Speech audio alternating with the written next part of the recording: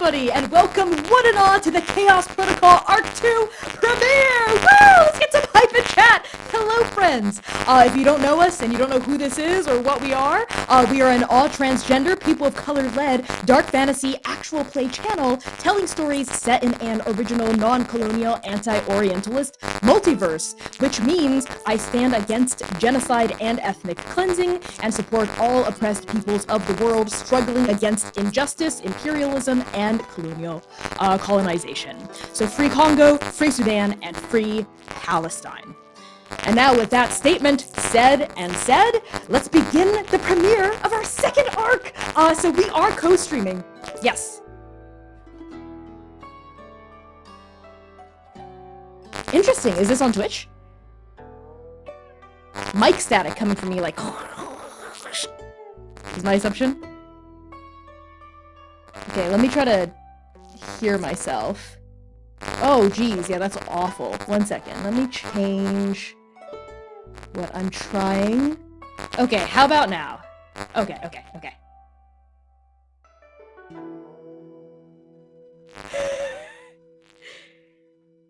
This wouldn't be a multi-stream premiere if we didn't have tech issues right out the gate! Sorry about the buzzing, friends. We're gonna fix it. We'll be right back.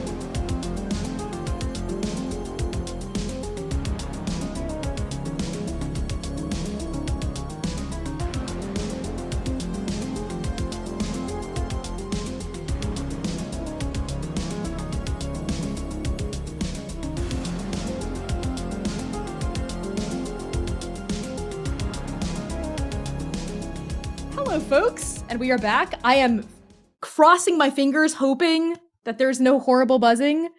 Testing. Hello? I don't hear any buzzing on my end on the Twitch. Everything looks good! We've conquered the demon! The evil is defeated! Okay, we're back! We're up and running! Ah, let's go! Okay. So, welcome one and all to the Chaos Protocol Arc 2 premiere! We've defeated the demons. Again, if you don't know us, we are an odd transgender, people of color-led, dark fantasy, poetic, actual play channel telling stories set in an original, non-colonial, anti-orientalist multiverse. This also does mean, once more, that I stand against genocide and ethnic cleansing of all forms and support all oppressed peoples of the world struggling against injustice, imperialism, and colonization. So free Congo, free Sudan, and free Palestine. And now, with that, let's begin the premiere of our second arc. As I was trying to say at the beginning before tech demons took over, we are co-streaming tonight for the very first time. With a snowstorm ahead here from where we're producing, so please forgive any additional tech demons that might decide to get feisty tonight, and thank you so much for your patience. We are working out the kinks. Clearly, we are on Twitch and YouTube at Transplaner RPG and live on TikTok. Hello, my lovely TikTok folks at by Connie Chong. So please allow me to introduce my fantabulous cast right now, starting with the one, the only Mr. Love Wins Valiant Dorian. Hello everybody, I am Valiant Love Wins Dorian. I use he, him, his pronouns. You can find me all around the internet at Valiant Dorian or at Also Spirit Bear. Please enjoy that lovely treasure I just set you on. And tonight I have the distinct pleasure of playing your favorite fiery little meow meow, Miss Beloved Twin Brother, the Chosen One, Seer, who uses he, they pronouns. I'm passing introductions over to Kai. Aww. Hi everybody, I'm Kai. I use he, they, and she pronouns, and I am back for Arc 2 with more fun as Mr. Zanin Esh, who uses he, him pronouns. And boy, I'm so happy to be back here with all y'all, and especially a little shout out to the next person. Wonderful, incredible, Sam Star. Kai, you're so utterly sweet to me. Hello, I am so goddamn stoked to be back here one more time with some of my favorite people. If you don't know me, I am Sam Star. I use she, they, and the occasional fake pronouns. And tonight I am playing our favorite, our smartest, just most perfect, beautiful being to walk this planet Earth, Lumira, our favorite healer / budding chronologist, and she uses she, her pronouns. And I'm gonna pass all this right on back to the boss. It's a me, the boss. Yes, Lumira is very much God's favorite princess, and we love her. So to start off our announcements before we get right into the show, a massive thank you to the sponsors for Arc 2, Explain Trade, Chepeku, and Hero Forge. So Explain Trade is a negotiation skills training consultancy of all things, right? Believing in the power of transplaners' potential to grow, tell great stories, and lift up our communities. So thank you so much for believing in us now and always, Dimitri Opines on Twitter. Chepeku, if you don't know already, you might have seen an ad I did for them on TikTok, is an incredible company that creates unique, imaginative, and outlandish TTRPG maps you won't find anywhere else. So with dozens of variations like seasons, time of day, weather effects, you can also use VTT integrations with Alchemy, Roll20, Foundry, Owlbear Rodeo, just about any VTT that's out on the market today to make your worlds come to life. So pledge to Chepeku's Patreon today for as little as $1 per map pack, and they're truly gorgeous. So use ! sponsors in the Twitch chat to get a full list of our supporters for this stream. Make sure to stick around during the break to check out their products because we're going to be rolling an ad or two. Sponsors do make our work possible, and we cannot thank them enough for supporting Chaos. We'd also like to take a moment to thank our Patreon precepts. These are folks pledged to the highest tier on our Patreon. Thank you so much to Alex, the Bow System, Charles, Cassidy, Cora Eckert, Derek Davidson, Jordan, Lex, Lyle and Peanut, Mark J, Phil, Rose, Spencer, Stardeers, and Scruffuses for supporting the second arc of Chaos. Use !Patreon in chat to learn more about our rewards and get access to some truly devious behind-the-scenes content. If you're enjoying the Chaos Protocol, please consider donating and leaving us a tip. All tips go towards us as performers and will also be used to support our incredible mod team. Toss a coin to the Twilight Guard and use !Donate in chat to support our work. And if you're joining us for the first time tonight, never fear. I'm about to tell you all about what happened in Arc 1. We open Strike Team Nova, comprised of the mysterious cowboy, Zine and Esh, the budding chronologist, Lumira, the brooding shadow, Seer, and the chosen one herself, Sing. Nova is preparing for the next mission at the Syndicate when fate, the precept of everything, gives a new mission. Trans must now answer Mayday calls from across the multiverse. Nova heads to the Wild Sea, their first Mayday mission, and uncovers a legend of scions, leviathans, and flame. After the last battle, one of their own steps in to take the blow for the Wild Sea's princess, and Sing, the chosen one, dies. Use exclamation point recap in the Twitch chat to reach our full written recap document. Thank you for that, Sam. And now moving on to content warnings about the session itself. The Chaos Protocol is a dark fantasy series that may contain content that is triggering for some viewers. So CWs we have for this session include fantasy violence, blood, grief, trauma, complex and complicated relationships, ghosts, visions, romance, guns as weaponry, and mentions of death of loved ones and family. So in the Twitch chat, you can use exclamation point CW at any time to get a look at our content warnings. And now onto the title of this episode. It is Look What You've Done, Forgotten Daughter. From Carved Inside an Empty Urn by Connie Chong. And with that totally not ominous title out of the way, let's begin.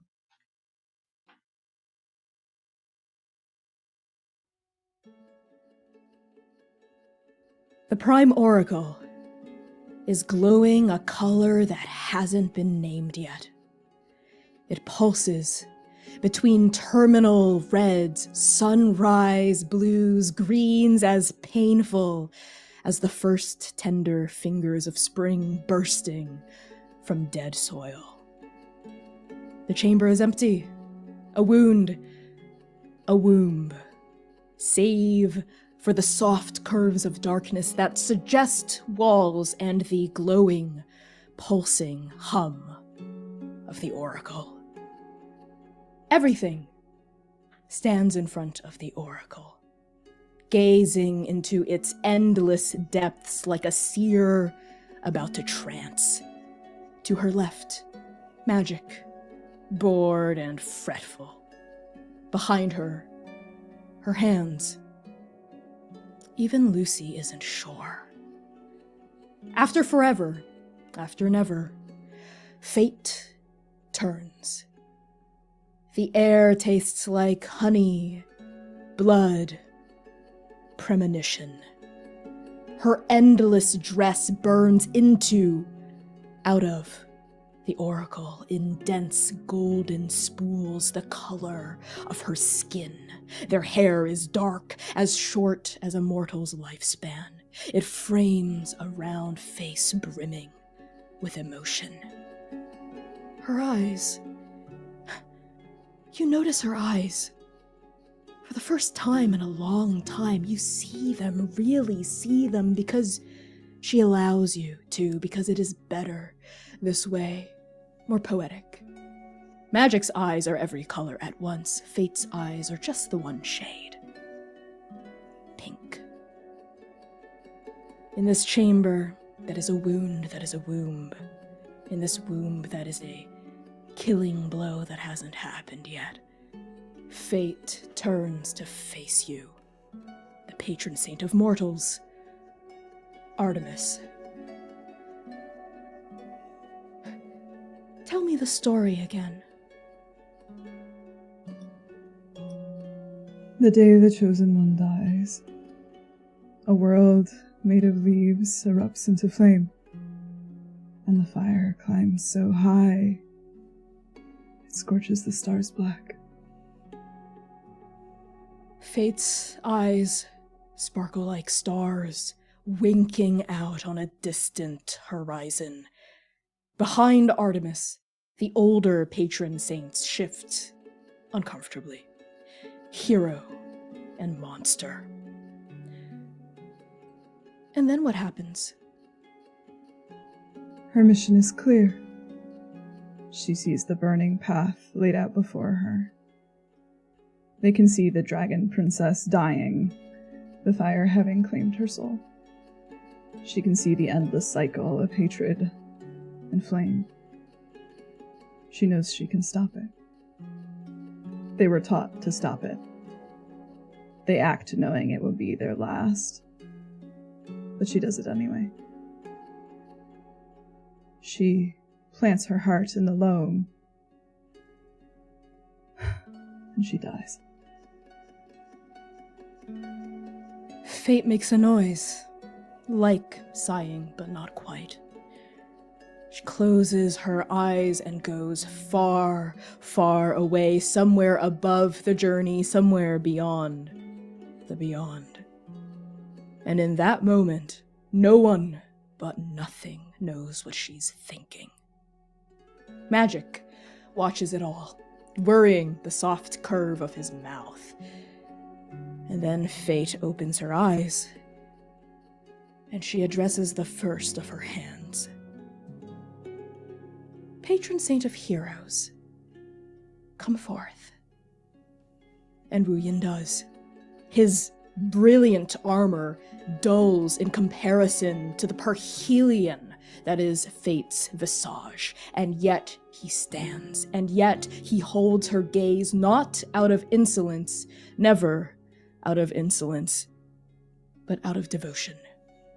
The deepest, most loyal devotion anyone has ever felt to anything in the entire existence of the journey. Fate cups Wu Yin's face, Tada proud jaw wet with tears, Tada heroic heart. And Fate says, take unto you the courage to protect your wards, that ye may be able to withstand in the evil night, and having done all, to kneel. Wu Yin kneels. Fate moves on. Patron saint of monsters, come forth. And Lucy does. Her tailored suit is light against the void black shadows that bristle at the edges of this chamber, and yet she stands. And yet she holds Fate's gaze, not out of insolence, hardly out of insolence, but out of debt. The deepest, most cutting debt anyone has ever felt to anything in the entire existence of the journey. Fate cups Lucy's face, their cruel smile, their bestial heart, and Fate says, take unto you the rage to destroy your enemies, that ye may be able to lay waste upon the evil night, and having done all, to rise. Lucy raises her head. Fate moves on. Patron saint of mortals, come forth. And Artemis does. Their armor is worn and bruised against the perfect light that spills from the oracle's center. And yet she stands. And yet they hold Fate's gaze, not out of insolence, never out of insolence, not this time out of insolence, but out of responsibility. The deepest, most wretched responsibility anyone has ever felt to anything in the entire existence of the journey. Fate cups Artemis's face, their borrowed eyes, their broken heart. And Fate says, take unto you the hunger to hunt your enemies, that ye may be able to desire more than the evil night, and having done all, to want. William doesn't catch it, but magic does. Lucy does. And Artemis, you certainly do. The sharp sting of something passing between precept and hand. Fate is looking at you in a curious way, in a pink way. The words hunger, want, had passed over her destined tongue like blaze of sugar. What movements pass over your face as you catch this? Almost nothing. It should have been nothing. They let it slip a little bit this time. This time they do let a little bit slip. That borrowed gaze bounces back and forth just a tiny bit, searching Fate's pink eyes. The tiniest twitch. The corner of their expression, but it fades so fast, it's nearly gone by the time it arrives. Nothing. They let nothing show. They let nothing show. They let nothing show. Fate tips her head to the side. Those pink eyes unchanged, that visage unmoved, and you cannot tell, Artemis, if she's caught the nothing that flits across your gaze. And then she steps back. The light from the prime oracle forms a burning halo behind her head. Magic by her side observes, carefully, quietly, as he always does. But something is different with magic. Slightly different, barely perceptible, but you notice it, you and Lucy both. For the first time since time, the third precept is choosing to look at someone, something other than fate. Magic is choosing to look at you. And then fate speaks. Wuyin, how did my chosen one die?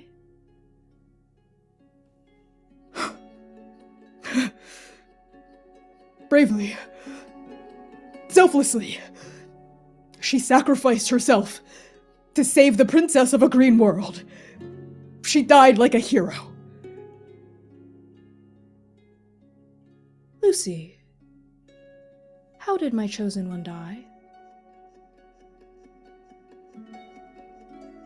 Painlessly. Gorgeously.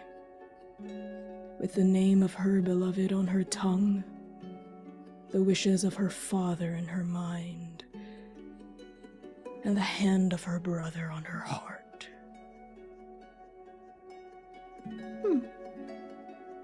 Artemis, how did my chosen one die? Heroically. Monstrously. Mortally. She died as she lived, her heart impaled on an arrow of circumstance. You are all correct, and you are all wrong. My chosen died at the hands of oblivion. It was nothing that took her, and nothing which is to blame. Wuyin throws out his chest, curls his fists, lets his tears fall. Then let us hunt her for you. He must answer. It must pay. No. The Mayday Protocol, my Mayday Protocol, is absolute. All strike teams must abide, including the Twilight Guard. The death of my chosen is a grievous loss, yes, but we cannot kill Oblivion for this. This lapse in judgment. She's still learning. We must be patient.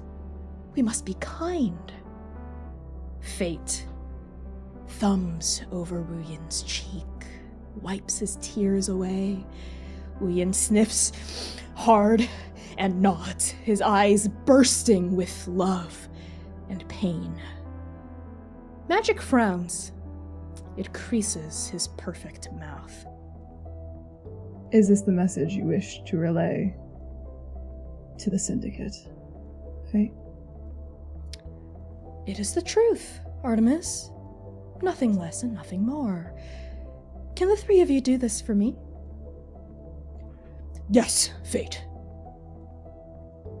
Of course. If it is your will, then let it be done.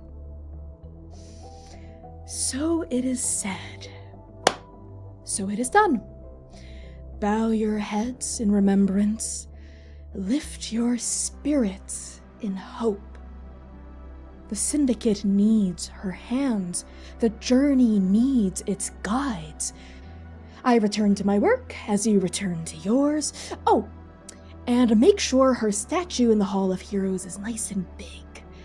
Magic? There is a noise like wind, a color like rain, and then the precepts are gone. The hands of fate stand alone in this chamber, this wound, this womb. Wuyin is the first to move. He turns, throws out Tada chest once more, looks at you, Artemis, with pity and sorrow. Patron saint of mortals, Artemis, my gravest, deepest condolences. Artemis looks right past him. Her eyes immediately fall on Lucy behind him, still standing halfway in the shadows. You noticed, didn't you? They're not telling us something. Wuyin goes on, heedless of your ignoring him. Sing was a hero. Still feels like she is a hero sometimes. She will be remembered. All of us will remember her. Me, most of all the agents of Trans will walk paths that honor her. Lucy meets your gaze, her dark eyes burning. I don't know what you're talking about, Artemis. Don't bullshit me, Lucy. Ever since they came back with that... You. Moving on to business as always, now are we? Ever since they came back... fate. Don't. You know as well as I do, ever since they came from that plane with their Mayday protocol, something has been different. They're not telling us something. They've never not told us before. That Entake something, Artemis. Fate has her secrets. Magic has, well, her secrets too. Our job right now is to restore balance to the Syndicate, and there might be some discrepancies, yes, some interesting things that don't quite match up about the place they came from. But what I care about, what you should care about, is how your heart is faring, Artemis. Those arrows in your back seem to be bleeding. Don't. They are. I can see your blood, Artemis. It's pitifully mortal. Artemis stares at her for a long time before that mismatched gaze flicks back to Wuyin. I appreciate And now make sure the statue is as big as the moon. As big as any tower that's ever reached the underbelly of heaven, and that still won't be enough. That still won't be enough to honor her. Laurel wreaths. Artemis? Just make sure she's smiling. And Artemis turns, and they walk. They walk out. They leave. And their back is bleeding. And one by one, the hands of fate exit after you, until nothing is the only thing left. 2 months pass. There is a funeral. It is well attended. Not by Strike Team Nova. In fact, only Seer shows up. Fate herself, even, makes an appearance. Aside from that, she is not seen again.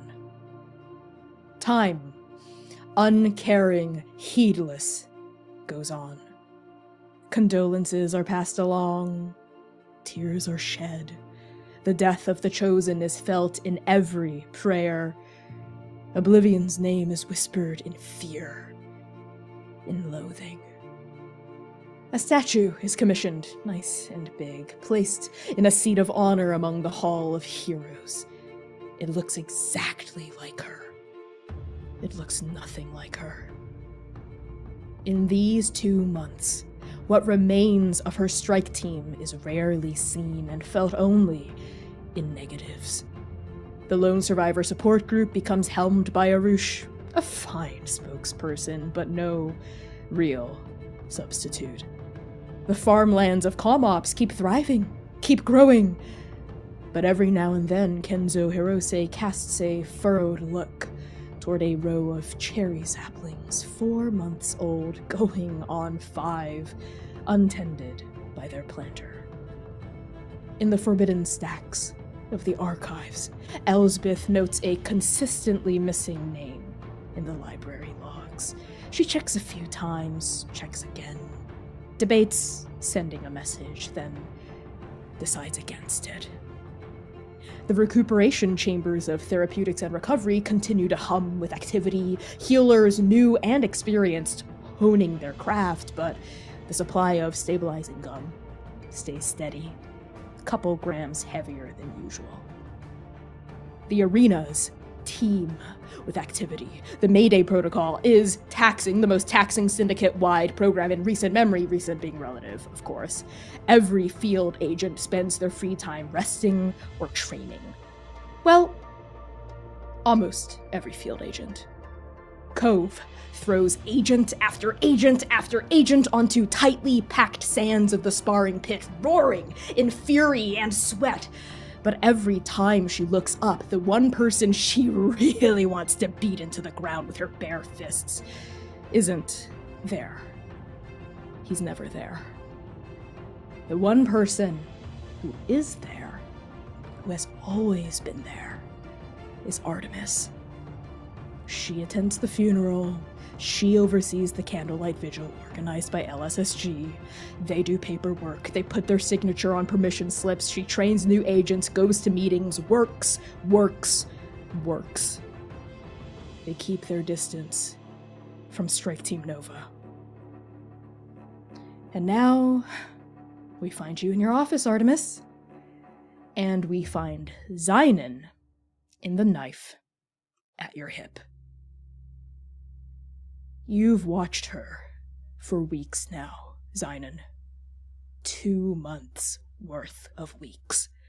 The passage of time feels like nothing to you. The passage of time feels like an exploded bullet wrenching its jagged path through your shrapnel-laden soul. You watch Artemis attend meetings. Dozens of them, hundreds of them, so many agents, so many strike teams. You watch the dark woods outside her window, bathed in mist and memories you can't make out. Or maybe they're dreams. Or maybe they're moons. Or maybe they're nothing more than forgotten echoes of what they once were. You watch Artemis's strike teams come and go. No one else comes back one person short. No one else comes back in Artemis's arms. No one else comes back missing a piece of their heart. Still, you watch her. Strapped to her hip, you feel like a part of her. Like you're seeing out of their eyes, those golden halos borrowed from somewhere, something, someone else. They don't speak to you. They don't acknowledge you, but you know they know you're there. She looks at you sometimes, sees you through the dust, the knife's edge, the hollow cut in space. Sometimes you see yourself through their eyes. You don't look well. In the Wild Sea, the spirit realm you fled to was populated by ghostly forms, half-sunken memories, a miasma of worlds and apocalypses and cycles gone by. In Trans, the spirit realm is empty. After all, the binding agreement you make when you become an agent of Fate's will is absolute. When you die, you go straight to oblivion. There is no afterlife for the members of the Syndicate. So you are alone in every sense of the word, floating above and between interperceptual space, safe in your solitude, unspoken, unasked for. The ghost realm is exactly like the material realm, but thinner, more faded, more fogged, blurred at the edges, sunken in the center. You can't move, can't speak, can barely hear, can hardly think. The longer you stay here, the less you remember anything of being alive, of being a man, of being Zynon Esh. Stay here long enough, and the edges of who you are will fade into what you used to be until there's nothing left but dust. Zynon, what are you doing inside the ghost realm when Artemis finally speaks to you? The window is like a lighthouse. The moons, the silhouette of the forest. Most often, though, he can see her at her desk. He can also see the moons because he doesn't need to look. And there's something beautiful in the quiet. And he is watching.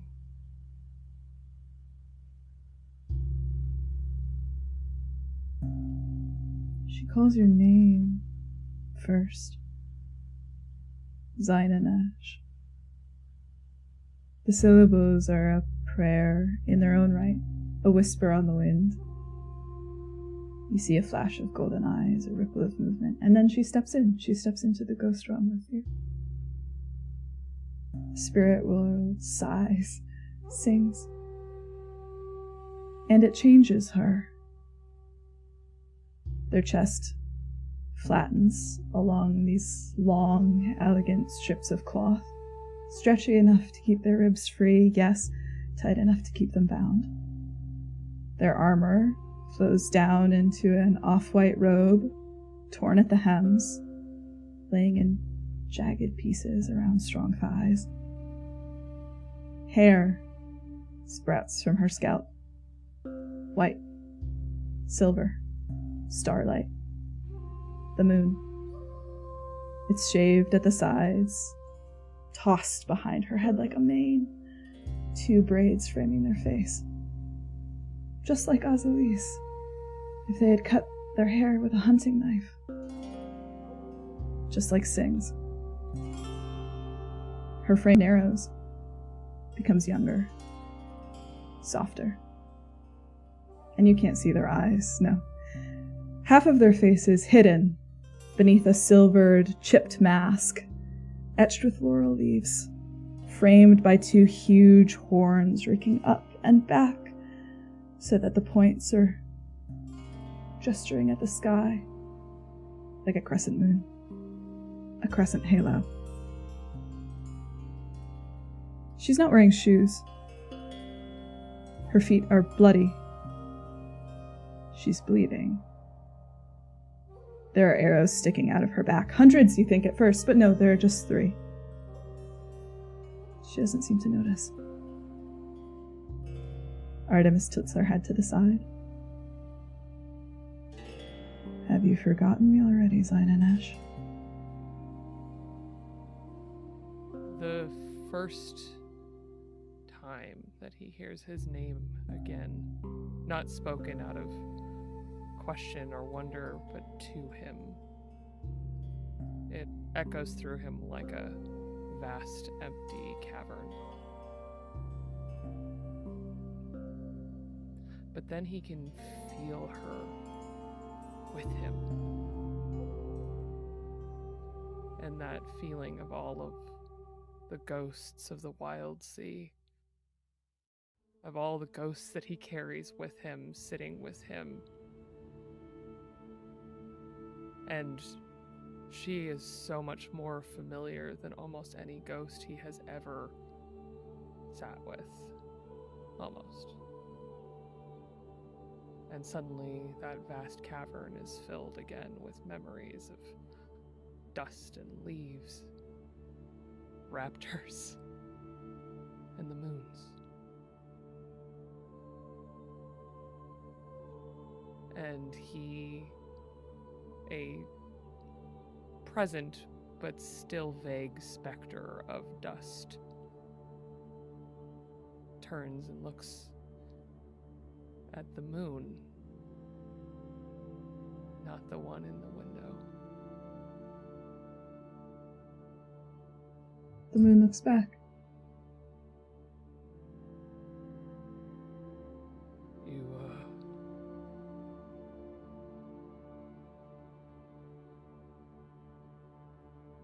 we're here. We are. We're here, Sinan, both of us.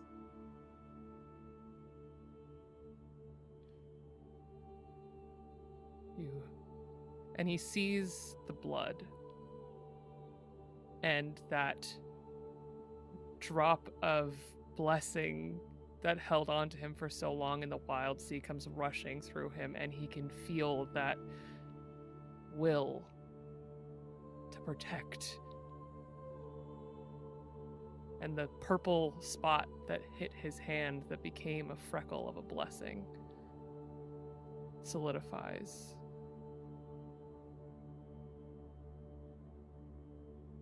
Are you all right?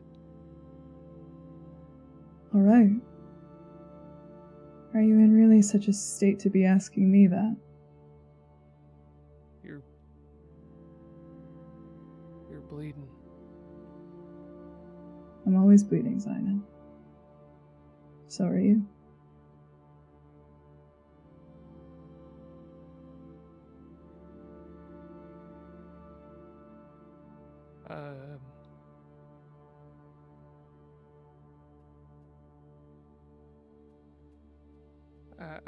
I'm sorry. I'm not sure how long I've been here. You've been here for some time. I'm not here to bring you back. I'm here to show you something. Something I think you need to see.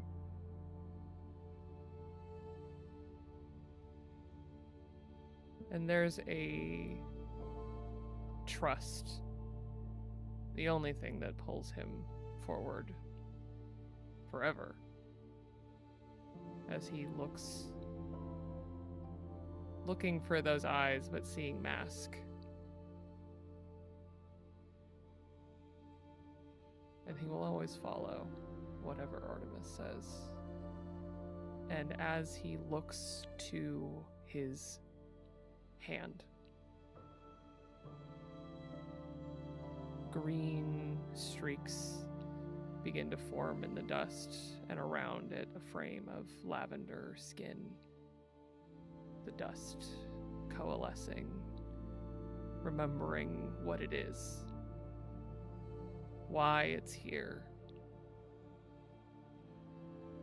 And he just steps forward like he's stepped into her office, the same way he stepped into her office for a decade. And he's the same man again. And Artemis walks forward, turning her back on you so you can see those 3 arrows in her back. Larger than the sky, larger than God they are. Larger than God they are. And she leads you, just as she has for a decade, knowing that you will follow.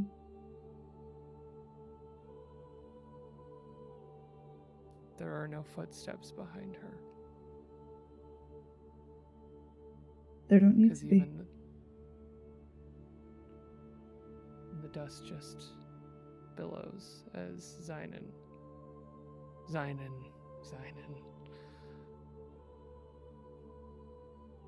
He remembers. But he keeps walking.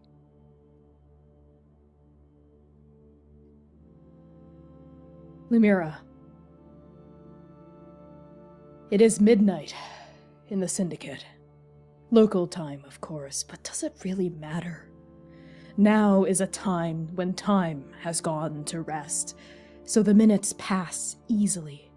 You feel them moving through you, on and on and on and on, uncaring, heedless, pulling on your soul like fish hooks.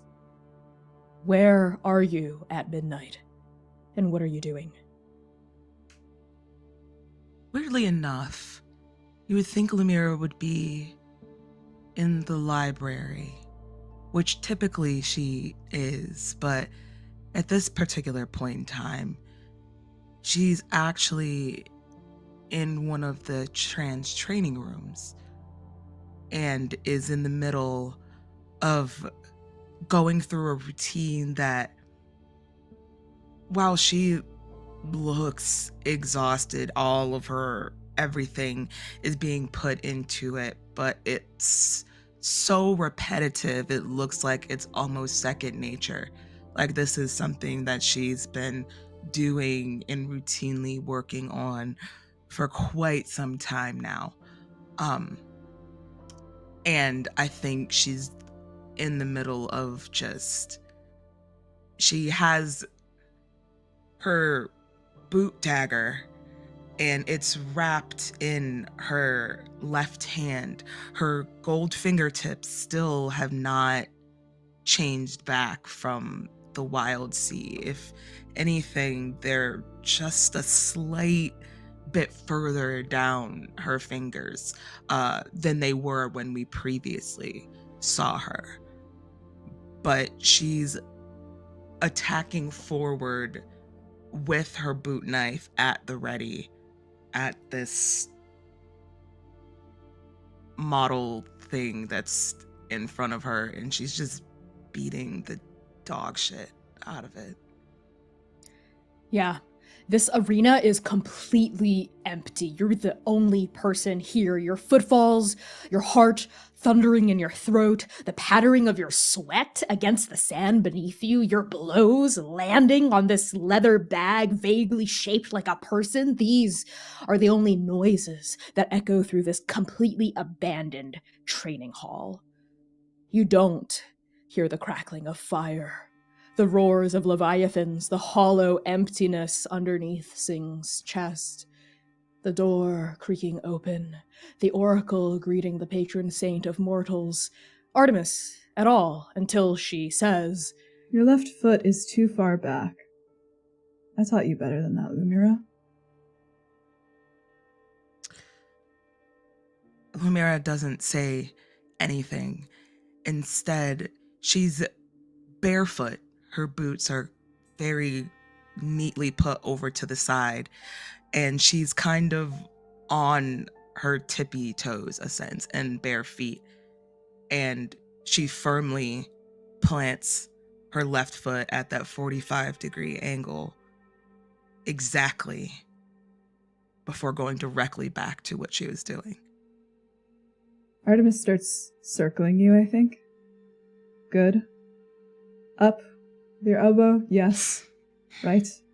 And strike. Feel the ground underneath you. Good. And with every instruction, you see her correcting her stance, moving exactly where you say to, where she needs to. Every time you say hit, a resounding thud echoes throughout the training room itself, and a grunt, frustration, pain, exhaustion. You can't really tell, but it's there and it's resonant.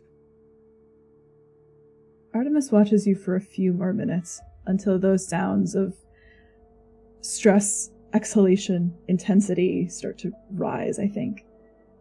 And then finally it's hit, ground yourself. Again, once more, again. Good.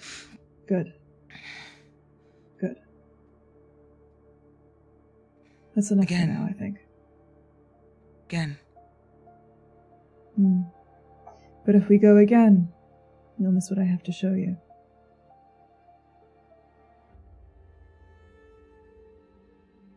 And she will stick her dagger back into its holster.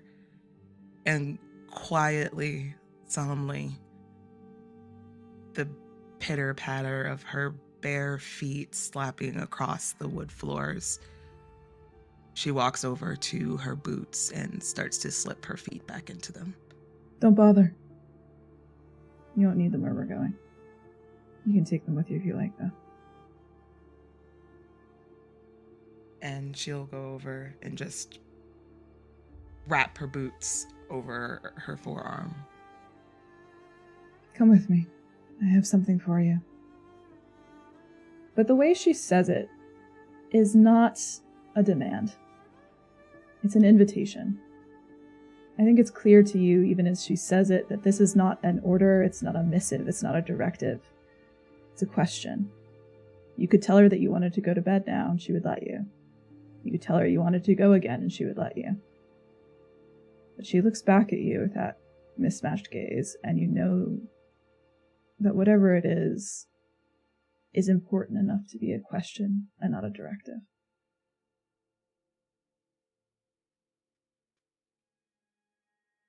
She will straighten her posture. What would you like to show me? Follow me. The corridors of Trans are as silent and still as a mausoleum. Pale light filters through viewing bays, green stars, purple moons, 1,000 midnights on 1,000 different realms. Artemis guides you through solitary halls, abandoned chambers, empty aisles filled with empty air. You don't pass a single other living soul. What do you do or say, if anything, as you follow Artemis?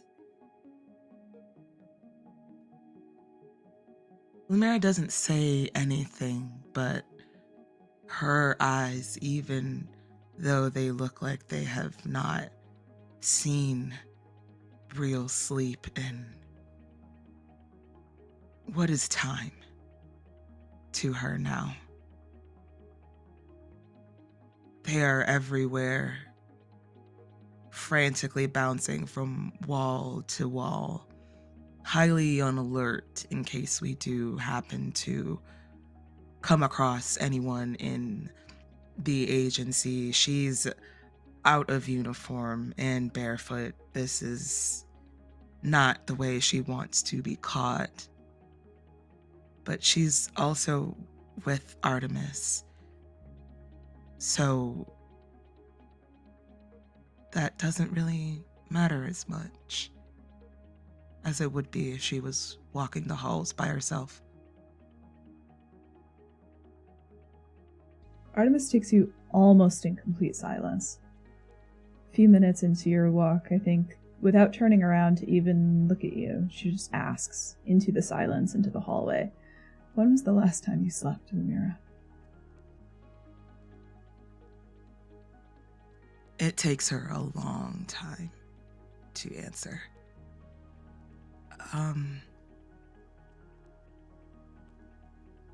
I fell asleep at my workstation late last night. Maybe 20 minutes. And I take it that as a skilled member of therapeutics and recovery, you could tell me exactly what sleep deprivation does to a person. The body loses its innate abilities to fight off infectious diseases, bacterial infections, sicknesses. Sleep is needed for the body to heal, recoup. Did you know that patron saints don't sleep? We don't need to. Sounds lucky. You'd think, wouldn't you? She doesn't say anything else after that. Eventually, The two of you round a corner, and you arrive in front of Artemis's office. The route she took you down was totally new to you, a quiet, undisturbed way to reach the abode of the patron saint of mortals, and the route now is forever known to you. The door in front of you is as it always is, wooden, stately, carved with leaves and vines. Artemis turns the brass knob, and when the door opens, you see a very familiar office, tasteful browns and greens, the occasional glint of silver, furniture carved from dark mahogany, rugs of hide and fur, antlers, weapons. The forest, the vast, dark, misty forest beyond her window, each tree like an emerald dagger.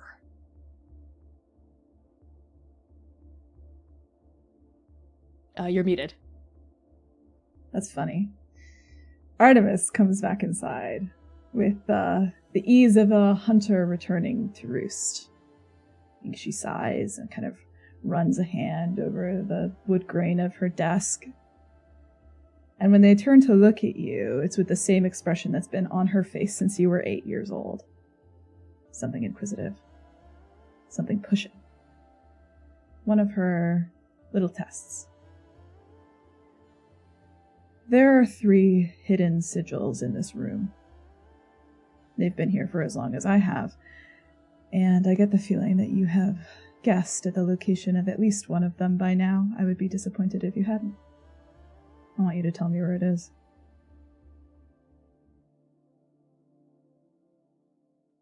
Lumira does a slow scan across the room, almost as if her eyes are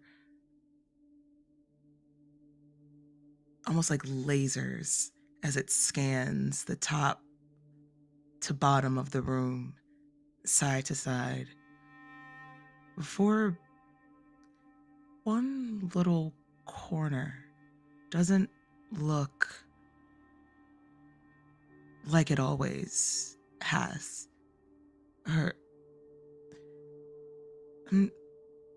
She starts to question herself. She's been in this office so many times, and yet that corner looks as if it's as blatant as it should be, like something that should always have caught her eye, but she never really seen it until now. Trust yourself.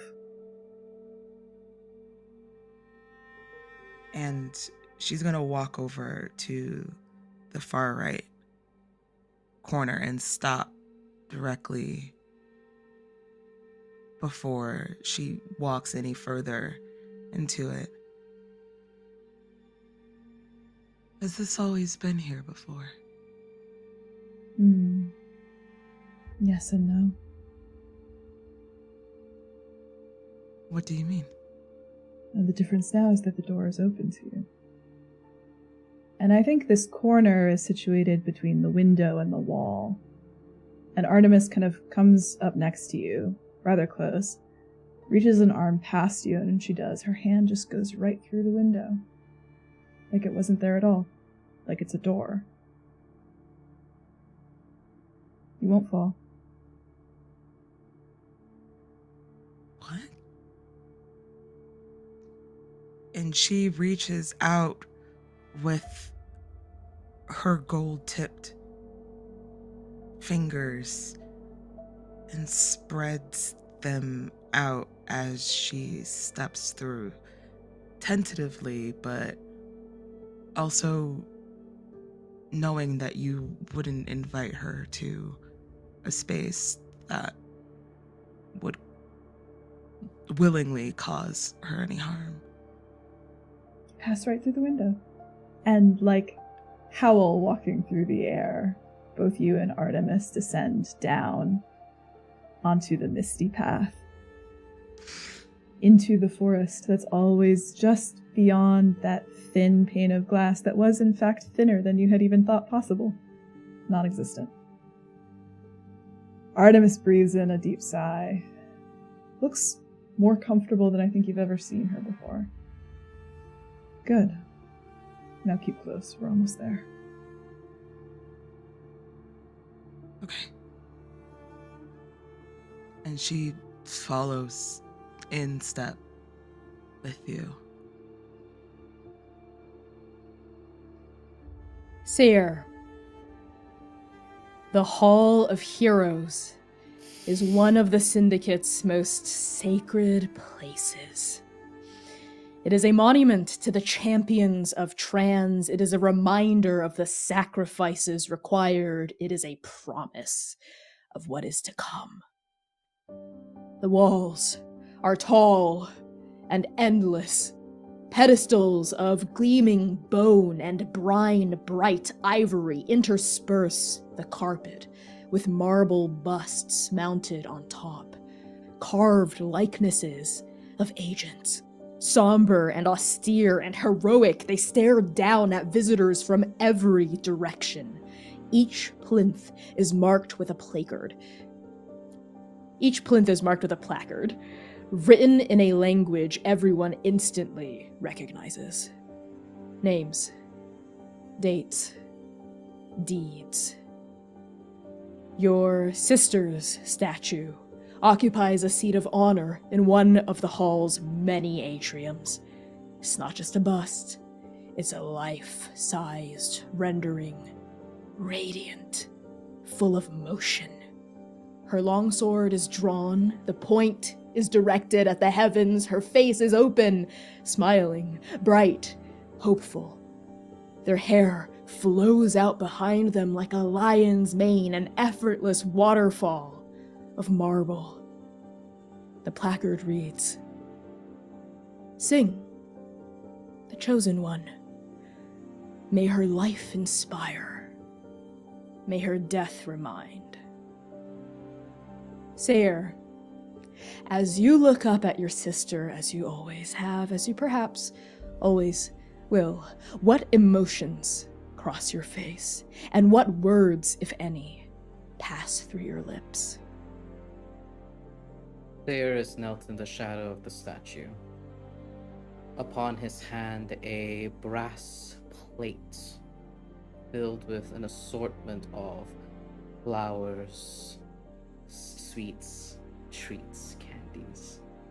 A little oil lamp sits at the corner, lit with a flame, and he slowly passes each flower, each candy, each sweet treat, and there is a stoic, bland, plain look on his face, a man made hollow in the months and weeks that have passed. His shaggy hair now longer, it's medium length, draping down at the nape of his neck. It's messy, it's tousled. His face a smattering of messy, unkept stubble.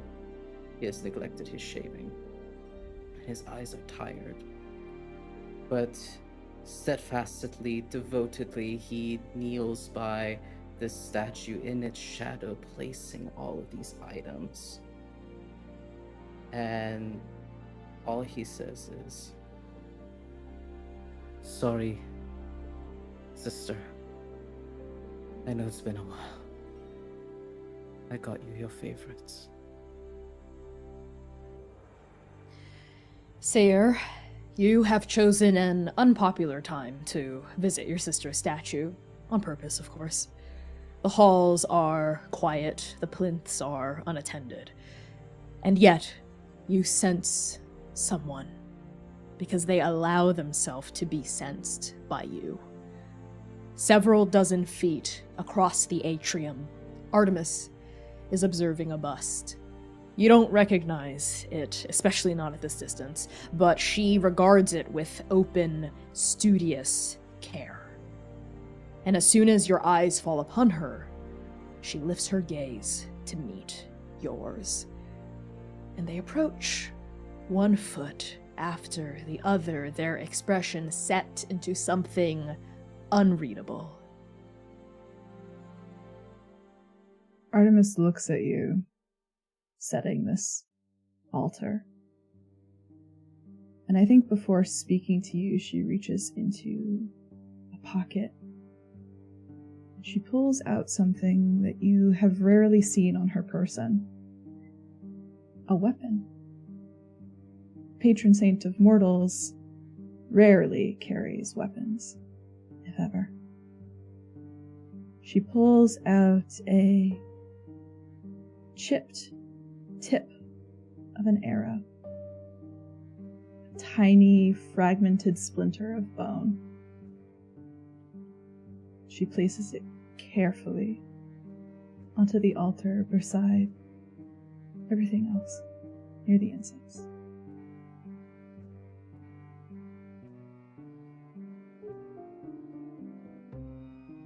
Agent. And forgive me just a moment. And Seer places the oil lamp with the lit flame. Using the palm of his hand, he places it right at the base of the statue, almost lighting the placard in this dim orange light. He presses his palms against his knees, bows his head, mutters something underneath his breath, and then stands up to his full height and looks at the patron saint of mortals and nods. And Agent Seer, forgive me for conducting business in the Hall of Heroes. anything you need. The hands of fate have spoken, and we've come to a suitable agreement about your breach of Code 31, Section B of Fate's Handbook, jeopardizing your strike team's mission, your place as an agent of trans, and the fabric of the multiverse itself. Given the circumstances, they've left it in my hands. And what do you decree, sir? Well, come with me, and I will show you. And as you walk, hold your chin high. This is not your last day in the Hall of Heroes. It's not the last time you will be able to attend to your sister's altar. But there is a lesson I would like you to learn today. Yes, hand. And Seer dusts off the white trousers that he wears, funeral garb, and marches behind the Great Huntress.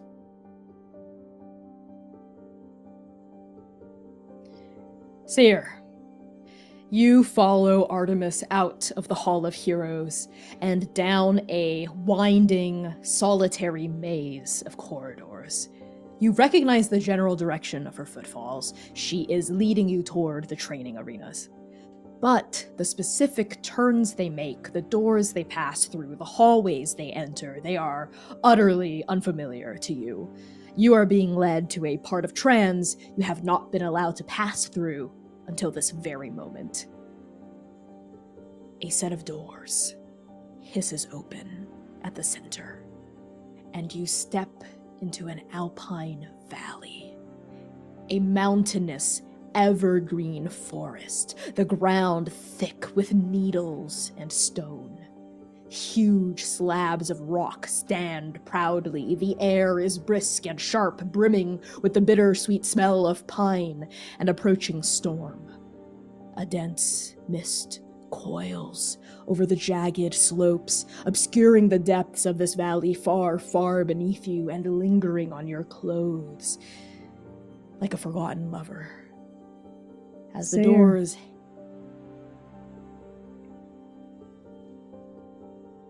What do you think this test would be about? Seer purses his lips. He fidgets with his finger inside of his pockets. His hand would go to the hilt of his crescent blade at his waist, but he feels disconnected. Like a barrier has been created between his hand and the hilt. And so he plays with his fingers instead in his pocket.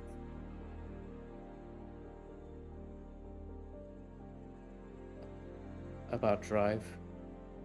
about persisting. Dedication.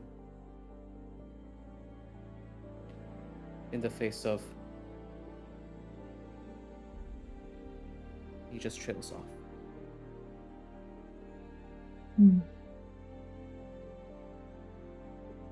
And Artemis gives you an unplaceable look.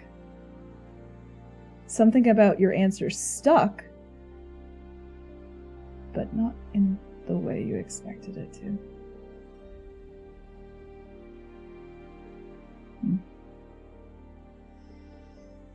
Wild Hunt. Time is now. Sayer's whole demeanor changes. He steps back a half step in sheer shock and pans his eyes around. For a moment, a brief moment, the lightless eyes, his lightless blue eyes, once boyish, now shattered, return with that similar glow for just a moment. What? Wild Hunt? You didn't sense them already. You do still have a lot to learn. Give me a hand. And he pans his eyes around excitedly. A childhood Seer. dream. Childhood dream now made realized. And Seer, the mists thicken. 4 distinct shadows form, now called by their hand. Artemis's top-ranked strike team, her chosen band, the Wild Hunt. And on that, we're going to take a 10-minute break. So thank you everyone so much for tuning in so far to the premiere episode of Arc 2 of the Chaos Protocol.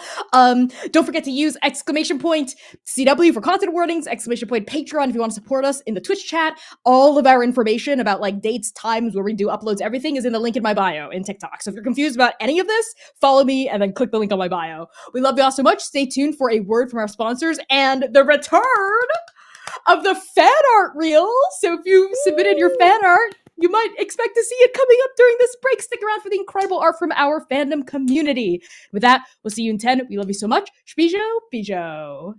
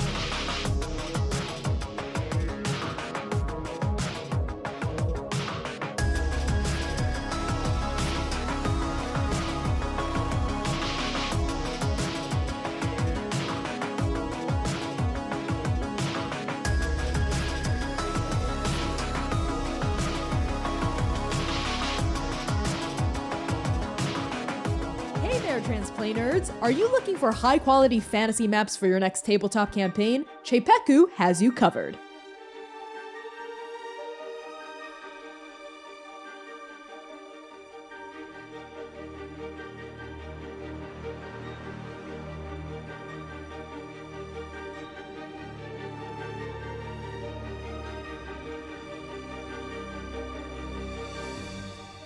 Get your hands on more than 4,000 hand-drawn fantasy maps and battle maps that will take your campaign sessions to the next level.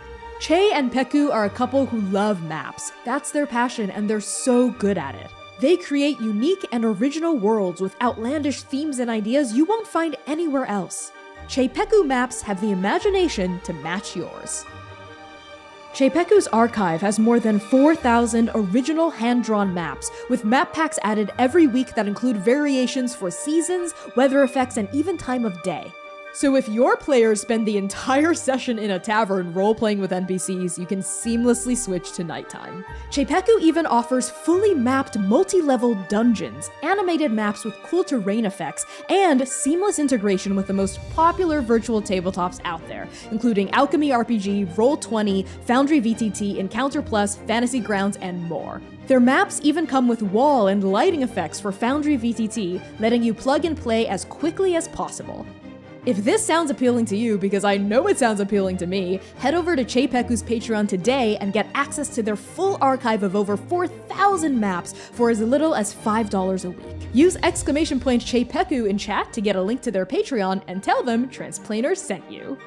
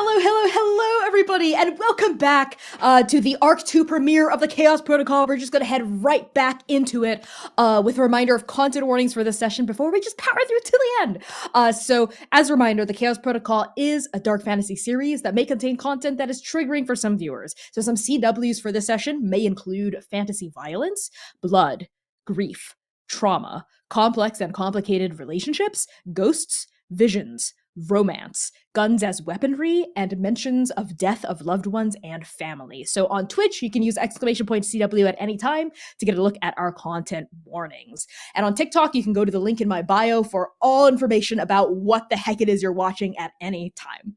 With that out of the way, we're gonna hop right back into the session.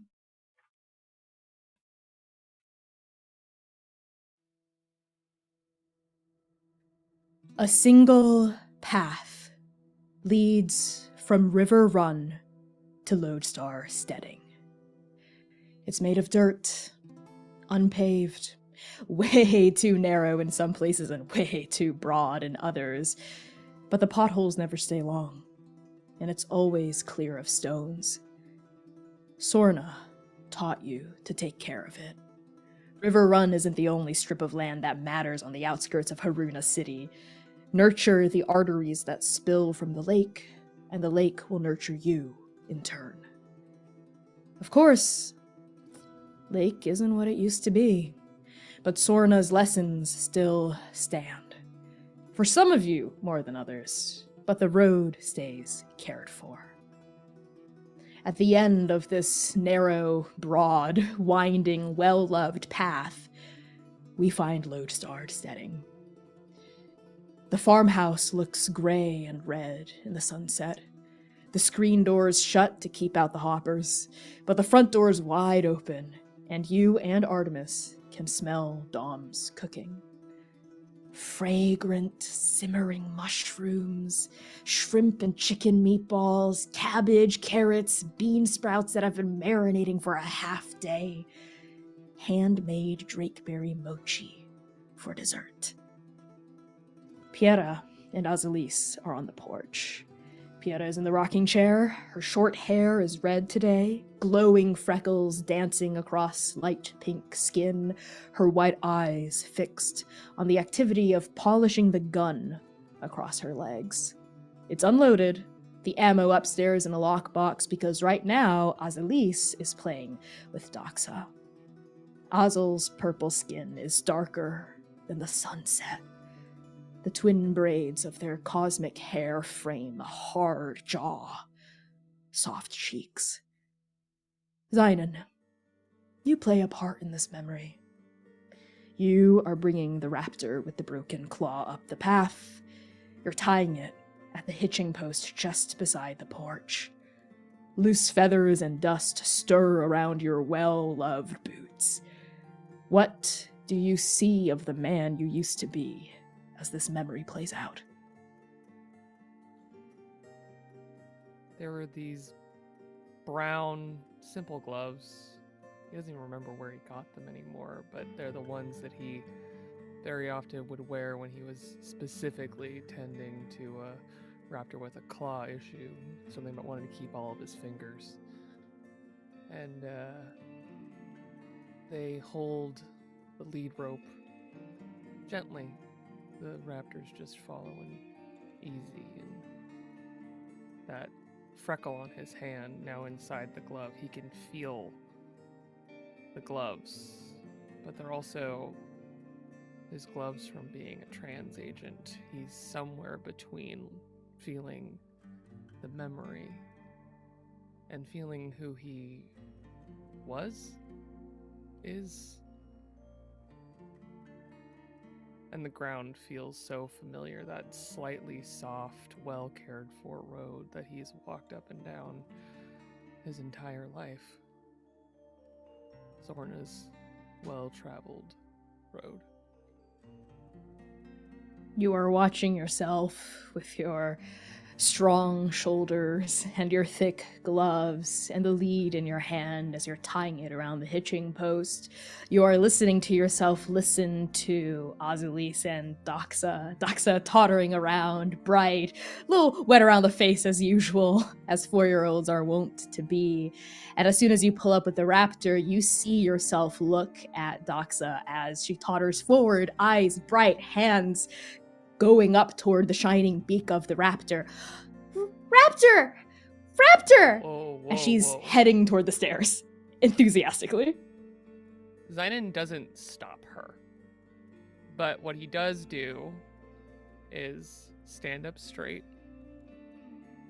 Doxa, you know how to approach a raptor. Doxa stops just short of the step. Ozzel leans back onto their hip and watches with a amused, cocked smile. Piera chokes back a snort, and Dom's humming from the kitchen through the screen door can be heard as a low undertone through all of this. Doxa thinks really hard, the fists curved by her side.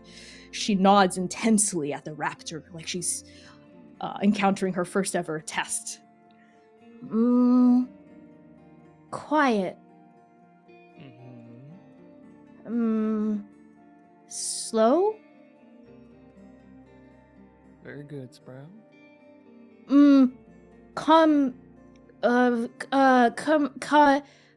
Confident. There it is. And what does confident mean? And Doxa looks over her shoulder at Azulis. Azulis leans back on one hand and just laughs. You're not gonna find any answers from me, little one. Kind of annoyed, Doxa turns back to look at you. Not scared. Close. And Zynon stands up straight.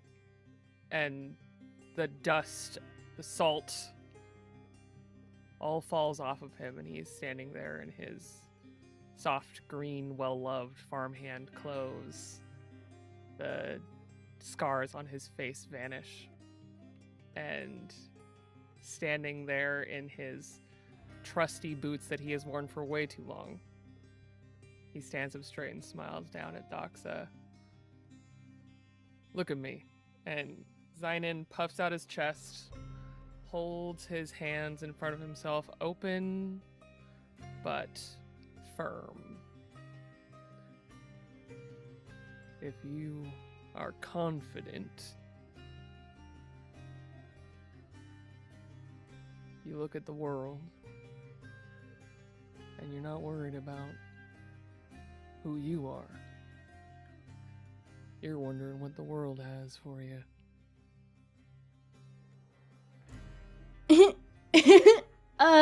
Has Raptor. I want to ride the raptor.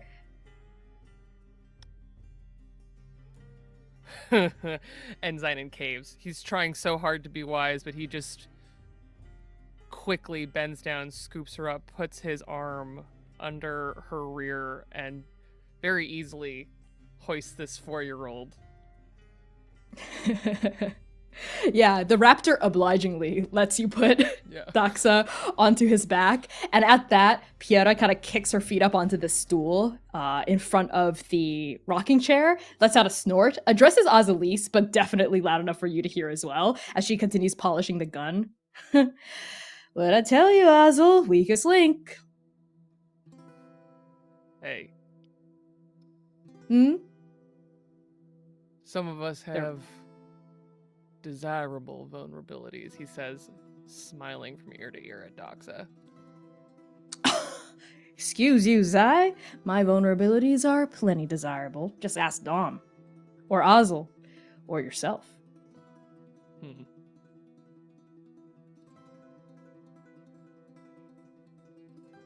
What do you think, Azel?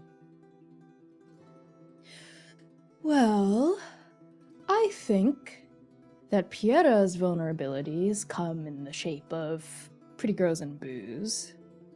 And so do yours. But if we're talking more about the matters of the heart, then our shared vulnerability is on the back of a raptor with a broken claw. Not as broken anymore. And Zynon rubs the chest of this raptor, feeling the feathers in his hand. Never leaving his other hand, never taking his other hand off of Doxa. Doxa is very happily making finger guns and going, pow, pow, pow, pow. You show Beside you, Artemis laughs. And the scene splits again. Where you and her standing on the path watching you laugh, watching Doxa laugh. The sound is bizarre out of Artemis's mouth. You don't think you've ever heard her laugh before. She does. You have a lot of memories, Inanesh. She's beautiful. You'll live long enough, you end up with maybe more than you thought you would. You're really telling that to me? I don't know. You're the one that's always a mystery.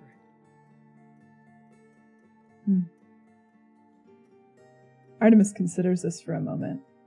And I think in the memory, like, maybe Doxa comes tottering down the path a little bit now as you're starting to take the raptor back to the barn.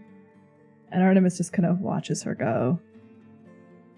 Almost like they would reach out, but they don't. She is beautiful. All of them are. So are they. She gestures at something beyond this vision. Turns to show you. So are they. The beautiful sunset holding his eyes on first Doxa, feeling the soft dirt as he's walking but not walking. And he can just hear her little 4-year-old footsteps next to a raptor, and the sound of home. They'll still be there. They'll always be there. It's the problem with memory, they'll always be there. Something else I want you to see, too.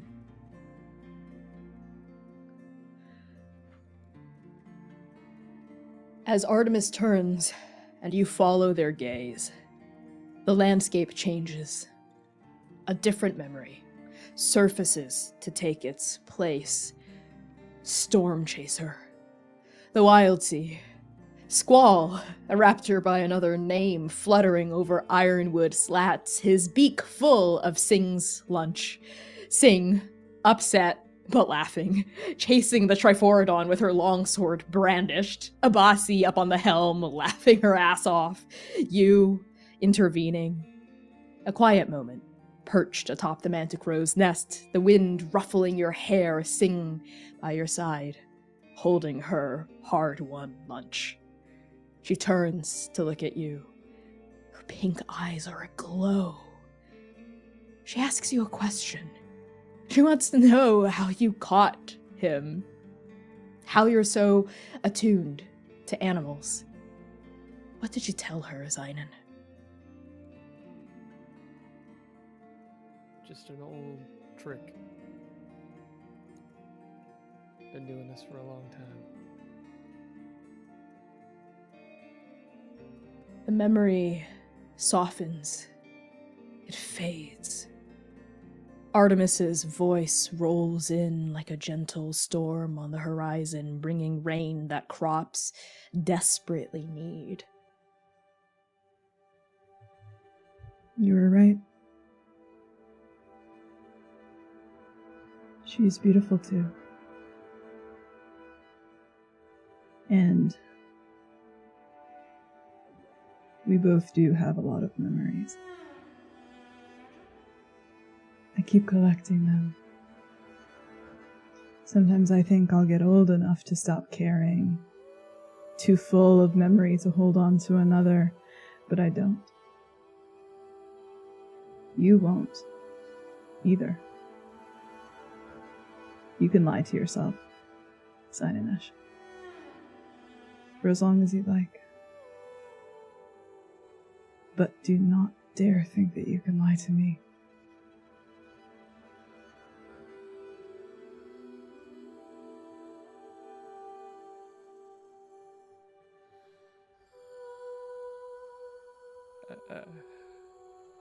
And the farm boy becomes the agent, becomes the ash, no, the dust. And he looks at you, Artemis, and the tears that he hasn't even been able to shed begin to fall onto lavender skin. A ghost flickering in and out of who he was, who he is, who he isn't. As you begin to cry, Artemis takes a hand stained with blood and raises it to that mask on her face. She takes the chipped silver, all covered in laurel leaves, takes it off. Whatever you see of the top of your face, you forget instantly, like it doesn't exist, like it's not there, but it is, and you know it is because you know she's crying too. That much you can hold on and you can remember. You know that she's crying too, with you. The mask clatters onto the floor. The ground, the deck of Storm Chaser. The road leading to the Lodestar setting. Her office. I could ask you to come back to the Syndicate now. I know you'd come back the second that I did. 'Cause I know you. I will not ask. I will not ask you to do that. But I need you to know one thing before I go. I need you to know that I want to ask you to come back. Not because I think it would be good for you, and not because I think you're ready, but because you are mortal, and I am selfish.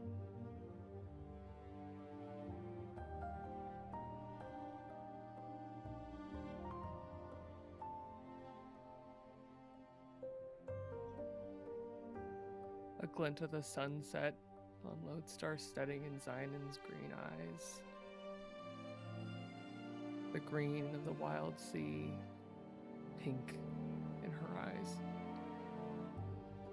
Flash among the tears. She won't be there.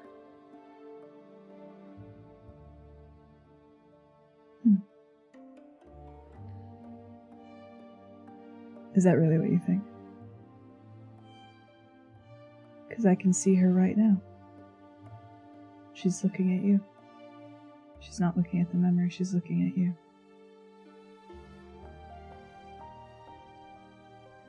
And Zion looks to sing, studies her face, studies this memory, this moment.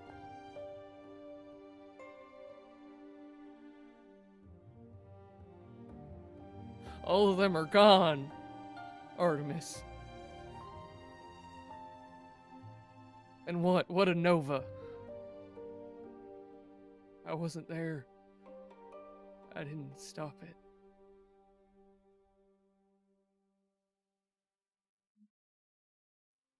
I didn't stop it. There was nothing to stop Sinanesh. They are. I told you not to lie to me. You know where they are.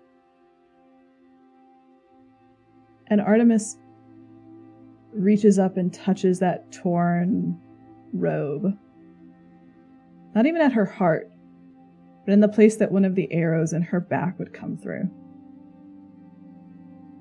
They're here. In our blood. In our bones.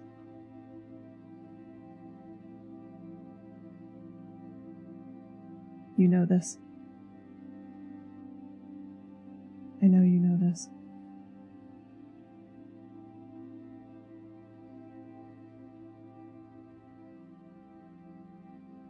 He looks at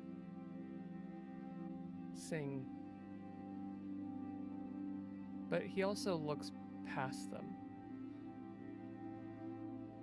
He looks to every conversation that they ever had where he was trying so hard and fumbling at being her mentor.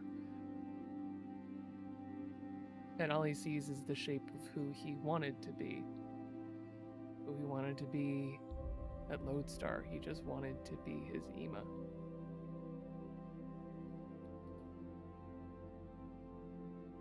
His Ema who was right there with him the whole time.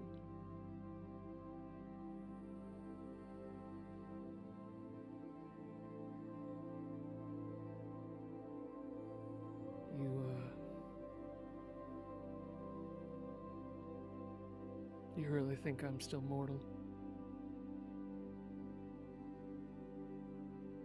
The head tips. It smiles. I would know your heart from light years away.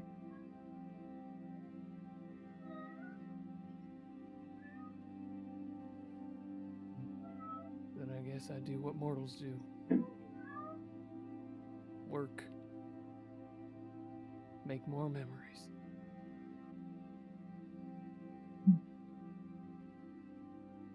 Find them.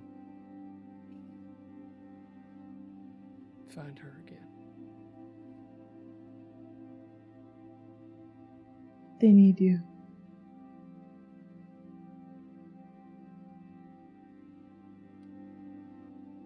He studies the curve of Sing's cheeks.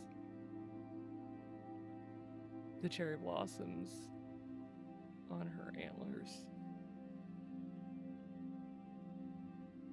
I am selfish. And I need you too.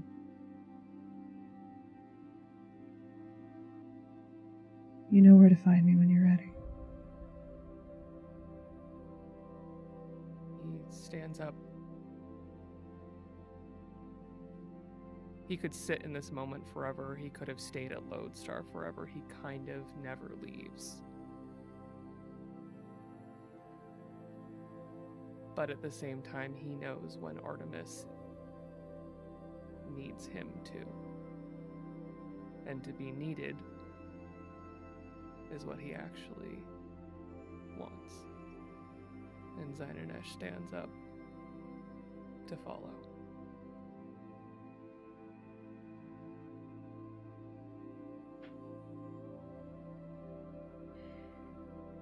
Zainan, you aren't ready. You've never been ready. Maybe you never will be. But right now, being ready doesn't matter. All that matters is that you follow Artemis's blood trail through the memories, through the dust, through the cherry blossoms, the wild sea, the empty realm of ghosts, Keseki, all the way back to the Syndicate, back to your body. Lumira, you follow Artemis through the Ionian Grove, the Weeping Falls, the Forest of Memories, the Delian Woods, whatever you want to call it, whatever names whisper in your ear as you tread through darkened brush. Rocky, pliant earth bends beneath your feet. Flowering shrubs rustle past your knees. The trees here are short, thick, full of bright green leaves. The mist clings to your skin like a ghost's kiss. You hear your own footsteps, the snapping of twigs, the springing of earth. And then, slowly, surely, you begin to hear something else. A dull, distant roar, growing louder and louder and louder. Artemis leads you through a break in the trees, and then you see it. A small, bubbling waterfall that pours into a pool of crystal clear spring water. The banks are thick with ferns, peonies, crocus blooms, anemone. This grove smells ancient, hidden, holy.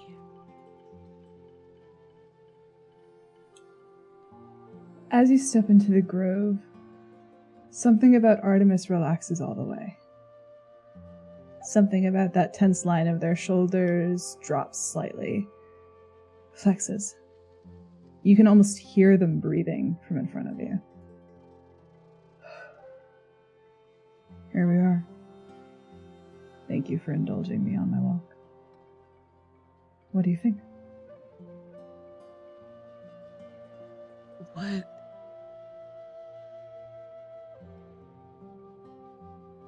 What is this place? This is my home. My grove.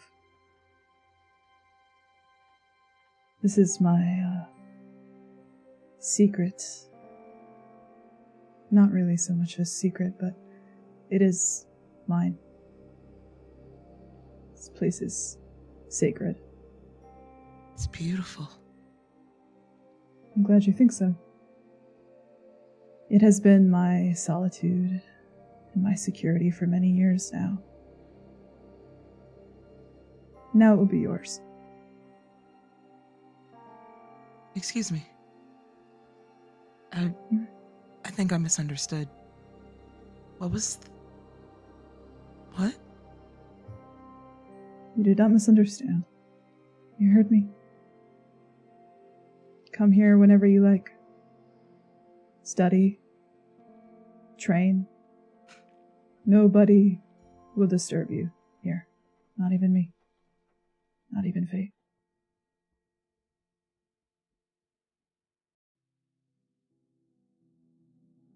And I think Lumira looked a bit skeptical, but the more you started to explain, she softens and her eyes look back up at you with that same wondrous gaze, just as she did when she was 8, 9, 10 years old.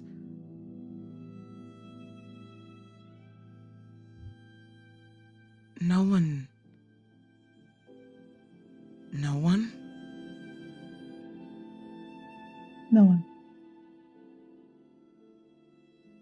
Fate gives each of us, patron saints, a small gift when she ascends us.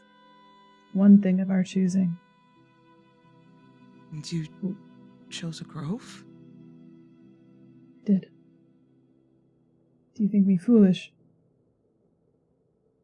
Not at all. It seems so familiar.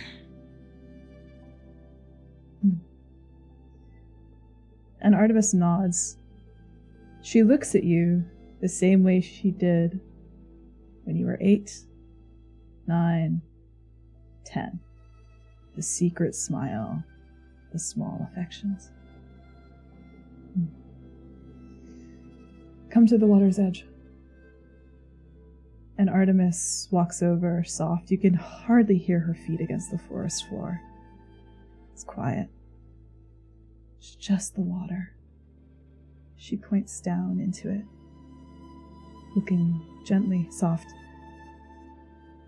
What do you see?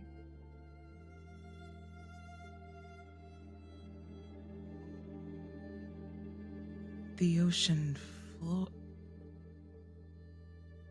And stops mid-sentence.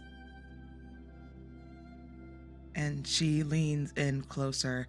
At this point, she's not even realizing it, but stepping further into the water. The waves are now lapping at her feet, ankles, until she's about calf deep in the shoreline. Look deeper. And she wades out a bit further, not even caring about the fact that she's still in most of her trans uniform and is now waist deep in water. But something keeps pulling her forward before she completely submerges underneath into the waves. There's a glimmer in the corner of her eye that she can't shake, and it's like a weird northern star, like a beacon that draws her further and further to it.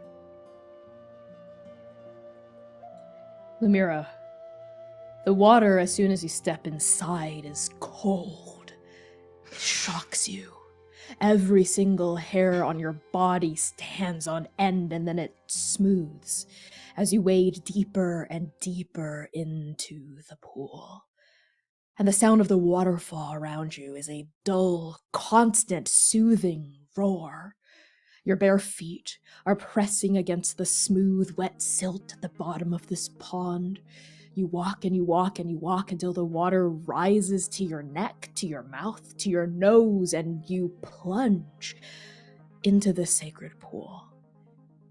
And in the water around you, all you see is black. The blackness of the night sky, the blackness of the void between planes, the blackness of a darkened mirror.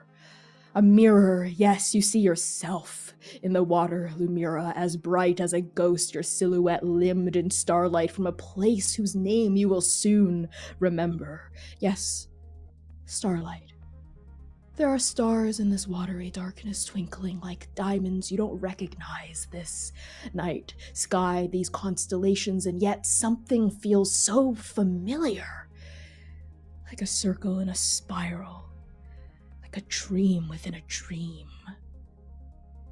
And then you hear the patron saint of mortals' voice by your ear. Though you were underwater, it comes as clear as though she breathed it in the light of day.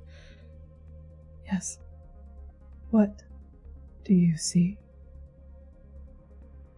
And as Artemis speaks, you realize that on the shore, in the water next to you, they're not looking at you anymore with that borrowed gaze.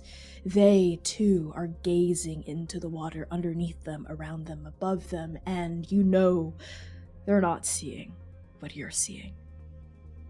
And then, in this darkened mirror all around you, you open your eyes and you see her. A half step behind you, refracted in the darkness, smiling. Her eyes obscured by that unmistakable white mane flowing around her in the waves. Through the water, you smell her. The cherry blossoms, the incense. She leans over, floating behind you, a half step behind you, above you, her antlers dipping down like a white hart about to graze. And she kisses you on the cheek. You don't feel it. The echo of that kiss lingers against your skin like mist, like smoke, like a ghost, and the strangely familiar starlight halos both of your faces. And in the water, Sing smiles. She giggles, her eyes still hidden by her hair, cups your waist in a touch you don't feel, tries to draw your attention to something else in the water beside you.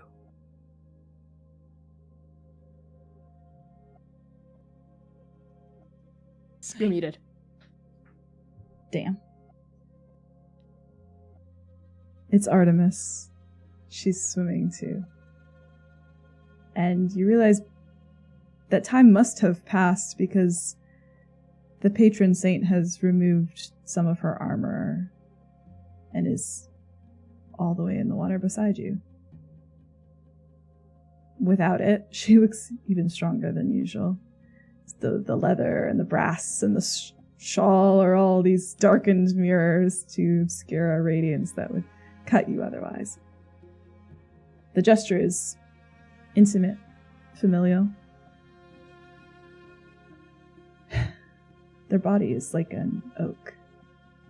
Curved branches of fat over well-layered, trained muscle, bark, and sap. One side of her chest is thick with tissue.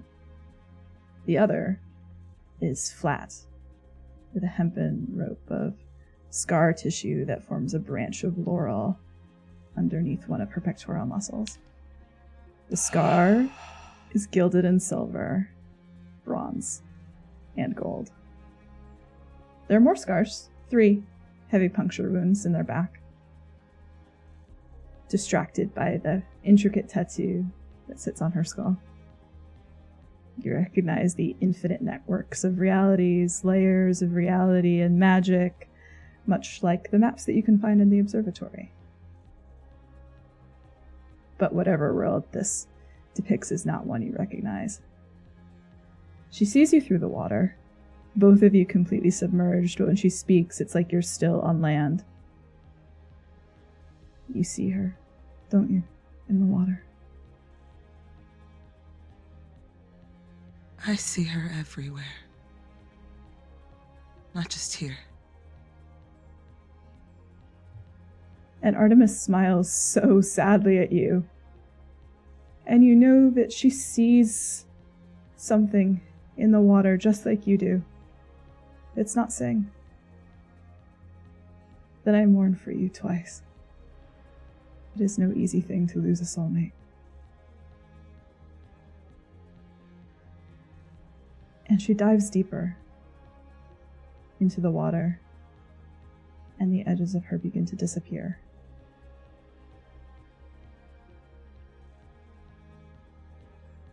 Lumira shakes, her vision clear. She probably should sleep longer than 20 minutes tonight. Not that much longer, but this can affect her work. And she just swims deeper behind you. Lumira, your breath now begins to burn in your lungs, but it doesn't hurt. It feels holy, weightless. How do you spend these precious few moments plunging into the depths of the sacred pool before you surface for air? I think Lumira sits in the water and she's treading it almost, sitting and using her arms and legs to keep her afloat. Something about this is not scary like you would think. It almost, if she wasn't so preoccupied with what was going on in Artemis and seeing Sing, not seeing Sing, she'd probably be a bit more concerned about how familiar this feels. How it doesn't feel like a strange sensation. Like it's a sensation that she's experienced before, but is just now being able to recall in bits and pieces. And she attempts to make her way to break the surface. The familiarity rises around you like soap bubbles and you ascend, shallower, shallower through the starry water, and when you surface, you do not breathe in the misty air of Artemis's grove. You do not hear the waterfall. You do not see the trees and the dark, silky grass. You are somewhere else, somewhere new, somewhere ancient, somewhere strange and familiar all at once. You're in a shaded thicket with huge palm fronds, thick green vines, and dense foliage in rich, vibrant hues. Green leaves, brown coconuts, orange blossoms, red fruits. In the middle of this thicket, there's a pond. A vast, deep, natural limestone pool with rocky, porous walls and thick shrubbery lining the edges. A break in the foliage above your head reveals a bright, full moon. She's pale, cold, shining with mechanical veins. Countless stars glimmer beside her, a half step behind. A pillar of moonlight pours down onto your head. Yes, your head. You're floating in the middle of this pond, treading water with effortless ease. And standing around this pool, surrounding you, is your community, your family. Mingling together on the banks of this starry pool, garbed in their Adolin best, lush greens, bright silvers, dark woody browns. Their faces are blurred. You can't make them out. Your mother? Your mom. Both of them. They're wading into the water and they're speaking to you. Their words are not blurred, but you can't understand the language. Not entirely. Parts of what they're saying are lucid, a little bit, but the details of the consonants, the syllables, the tones, the meanings, they escape you. You can figure out the gist of it, though. It comes to you, half remembered in this dream, this memory. You understand 2 words. Daughter, proud. And you feel something in your palm. What emotion rises? And what action accompanies it?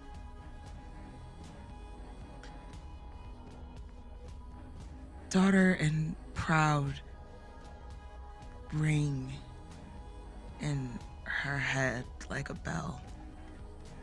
It's a consistent wave of hearing it on repeat. She can't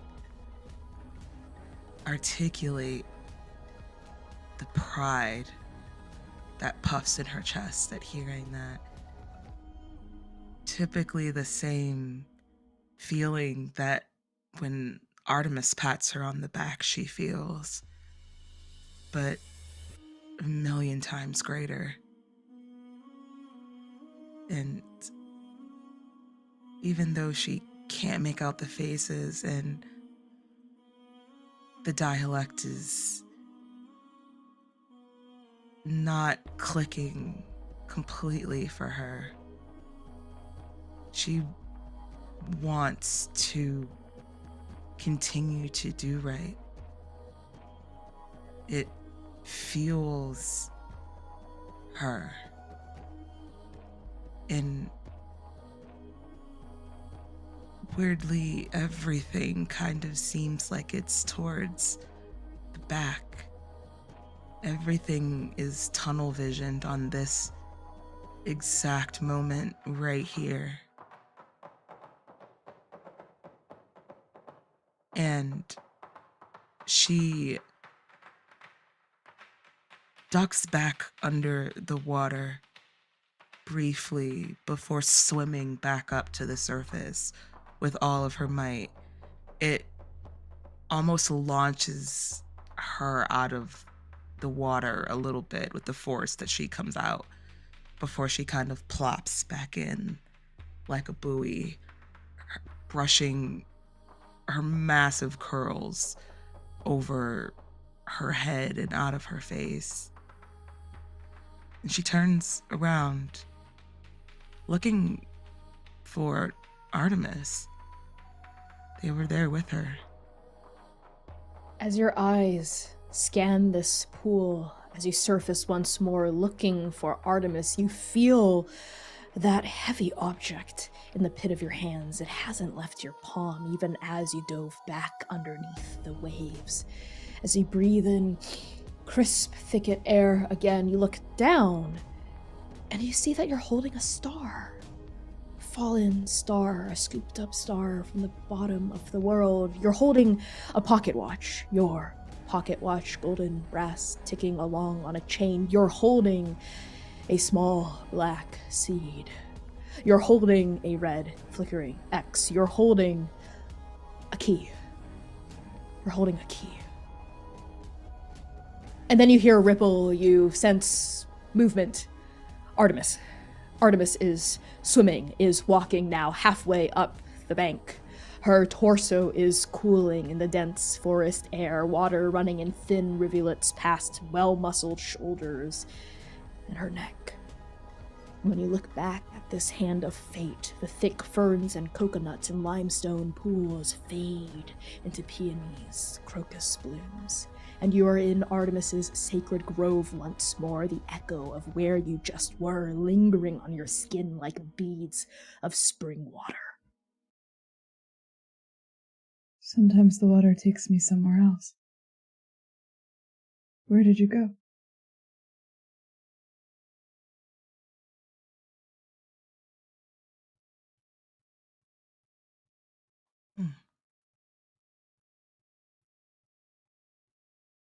Tungle.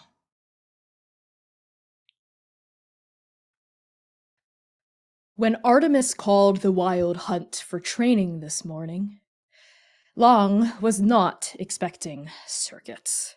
Ta was expecting a mission briefing, a mayday, another dying world. They expected Artemis's soft but firm smile, strained since the death of the Chosen One. They expected jokes from Diego, a chilling but comforting anecdote from Muse. She expected Kamar to trail after Artemis's every word. They'd get over the crush eventually, they all did. The patron saints were untouchable, Artemis was unflappable, but hey, an agent could dream. What Ta did not expect was a fifth person, a stranger, walking into the Wild Hunt's private training quarters. Seer, as you enter, 4 shapes appear from the hazy, rain-dazzled mist. The first person you see is carved from cracked marble. Old, mossy growth blooms in the fractures between their limbs. Their deteriorating body levitates in midair, an arm here a leg there, held together by pure incandescent magic. You know their name. Muse. Oh! Diego, Artemis has brought someone. Come see. And from behind Muse comes a broad-chested man with warm brown skin and long, thick, curly, dark hair that reaches his mid-back. Scars crisscross her body. She carries no weapons, just a smile. A wickedly sharp smile that warms the cold rain on your skin. Diego del Sol. I see them, Muse. I see him. Be nice, Diego. You'll scare the poor kid before we're even introduced. Another voice cuts from the mist sharply to your left, and you see a slender person with dark brown skin and curly, thick white hair peeking out from a loosely wrapped gold and red headscarf. Long, white robes flow to the tips of their toes, but float just a few inches above the stone beneath their feet as though suspended in water. Magic vibrates from every pore of their body. Kamar Abad. Finally, your eyes fall upon the largest shadow coming out from the mist. You see a tall, muscular woman with light brown skin and long black hair shaved on the sides and tied in a loose braid down her back. One of their eyes is made entirely of jade stone. The other is black, incisive, calculating.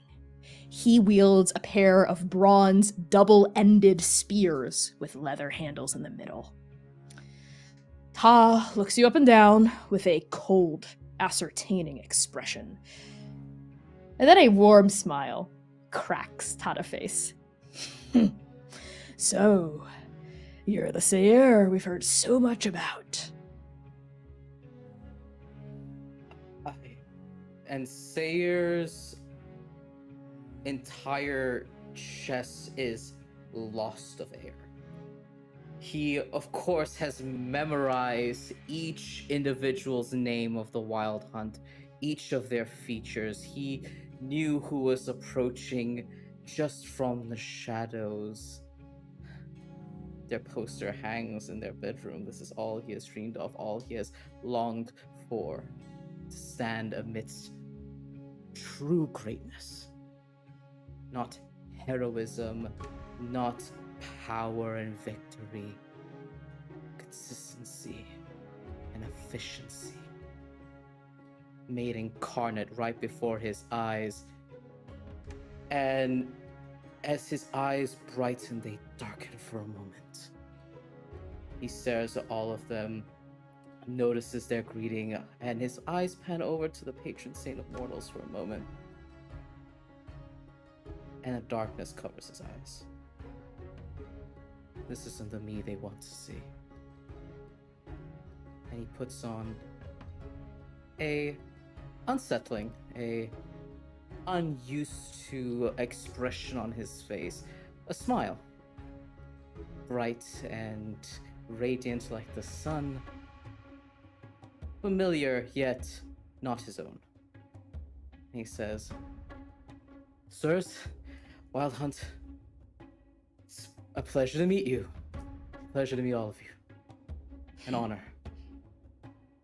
It's a pleasure to meet you as well, Seer. And everyone knows who the Wild Hunt is, obviously. Unlike Wuyen's Twilight Guard or Lucy's Revelry, Artemis's top-ranked team, which is exactly why you like them and idolize them so much, doesn't bask in the spotlight, nor do they crave it. They are the most elusive of the top 3 ranked strike teams, glimpsed from a distance, at most frequently on mission, and busy training when they're not. This is the most you've seen any of them up close. And they certainly don't disappoint. And Diego steps forward in front of Muse, that huge wolfish grin stretching across her face. Artemis's little hunter. You know, she spends so much time fussing over Nova, I was beginning to think you were gonna steal her away from us. Diego, mind your manners, please. Manners? What manners? You know I was raised by wolves. Yes. Muse cuts in. I thought you were raised by feral dragons. Ah, wolves, feral dragons, coyotes made of fire. The story is what I want the story to be. That it is. Thank you very much. And Seer, our resident bullshitter. And this is Kamar, but a slight smile cocks the side of her the side of their neutral mouth. It's all right. It's all right. No worries at all. And he shakes his hands in front of his body, again in an expression strangely alien upon his palms as he shies away from the chaos that's unfurling in front of him. It's wonderful to just be in all of your presence. Artemis watches you. And as you address her, you notice that they have actually been looking at you this whole time, watching your expressions shift, watching the mask go on. And there's a kind of place halfway between a question and an answer that Artemis doesn't even want to get to as they see what you're doing.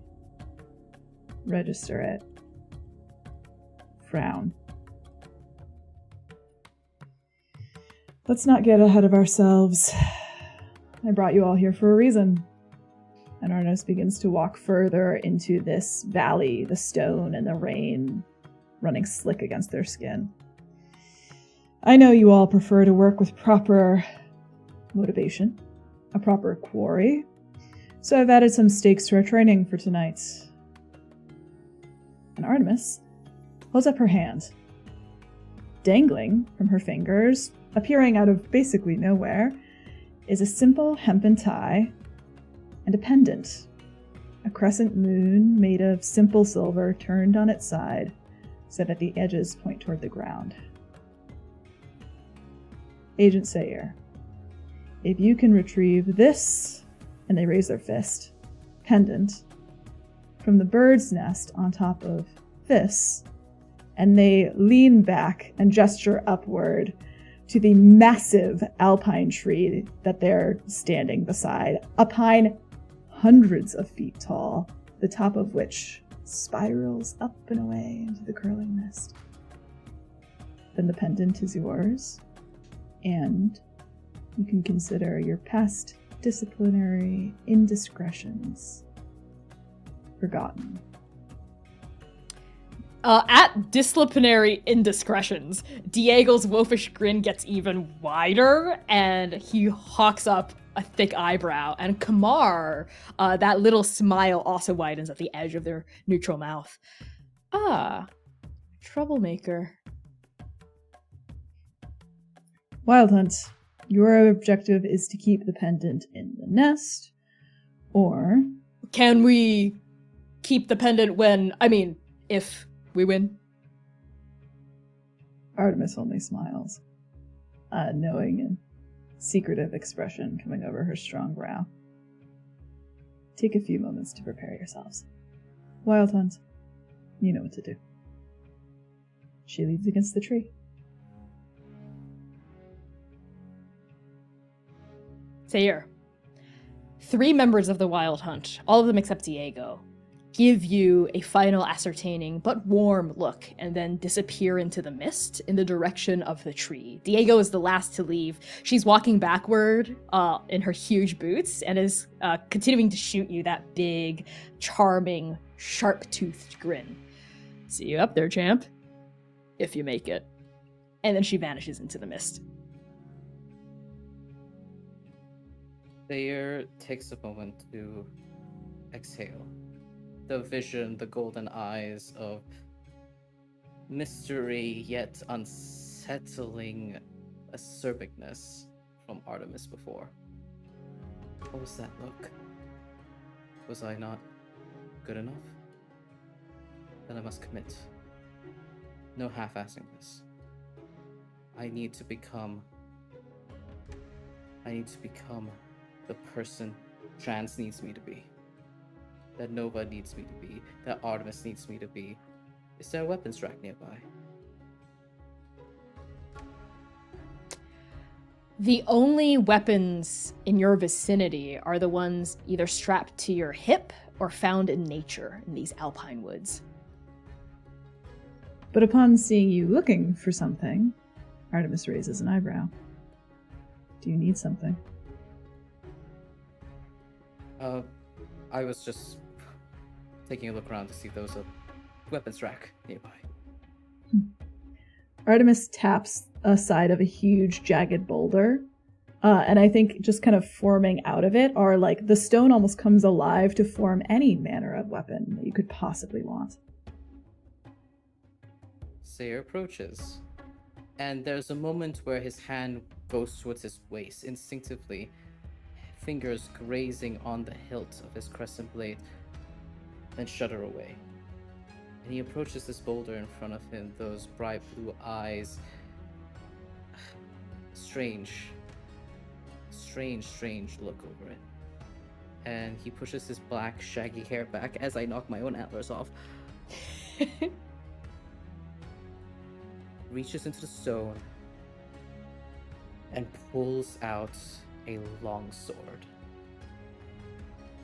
Thin and elegant, so small in his massive fists, clumsily wielded in his palms. this is not what he was fated for. But he needs to be better. He needs to be like her. And he swishes the long sword a couple of times, nods towards Artemis, and looks up at that alpine tree and begins running the circuit. Artemis frowns once more, the expression catching in the mismatched gaze. Wild Hunt! Your circuit begins now. Seer, how do you ascend the tree? What Seer would normally have done is charge forward, making himself the largest image here, so that his quarry would make themselves known, so that he can utilize patience. But that is not what Seer is doing. All that he can think of in his mind as he follows his gaze, holding that long sword up, jumping up the tree like an uppercut, he thinks to himself, what would she do? What would she do? She'd jump. She'd launch herself, finding the right branches just before the opportunity presents itself. The Wild Hunt would try to get me. But not if I'm fast enough. And Connie, I would like to use patience from my calling of the blades. We're using mechanics! Yes, I am. Yes. So, to the audience for context, between Arc 1 and Arc 2, I essentially presented Strike Team Nova with a system agnostic level up. And Patience is the one that Seir chose for himself. I gave each member of Strike Team Nova a choice between 2 level ups, 2 progressions. So tell me, Seir, what does it mean to evoke Patience? To evoke patience means when I think before acting, I roll 2d6 plus blades, which is a +1 for me. And in the way that I utilize this is that I am finding moments as I'm jumping between these branches to, before my feet even touch the branch, to wait for a Wild Hunt member to jump out at me so that I can pivot quickly, crafty, agile, just like she would do. My god. Okay, roll 2d6 plus 1. Yep, 2d6 plus 1. Woo! That's 2 6s on the die. That makes it. That you got 13. boxcars? Okay, that's what happens on a 10 plus? What happens on a 10 plus? 10 Jeez.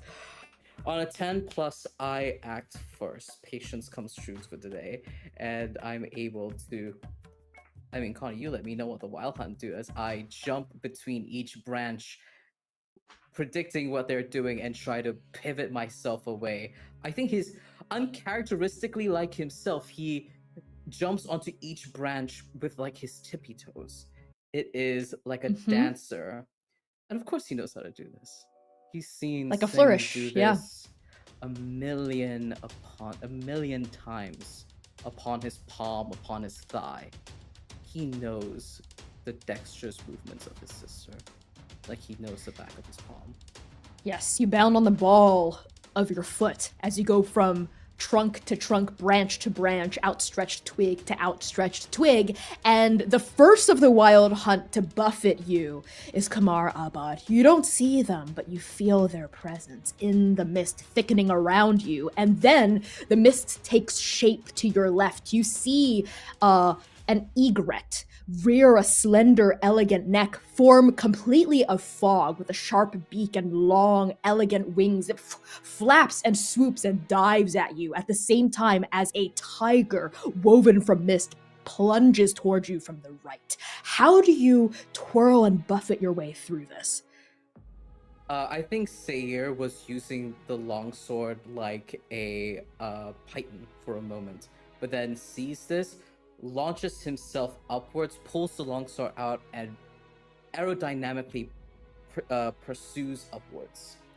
And as he dodges, he cheekily says the words falling clumsily out of his mouth. Strange and unfamiliar, but words he's heard many times before. Whew, that is close. Whew, nearly didn't make it out of that one. Oh, yes, those words feel so clumsily tumbling out of your lips, but they also feel familiar.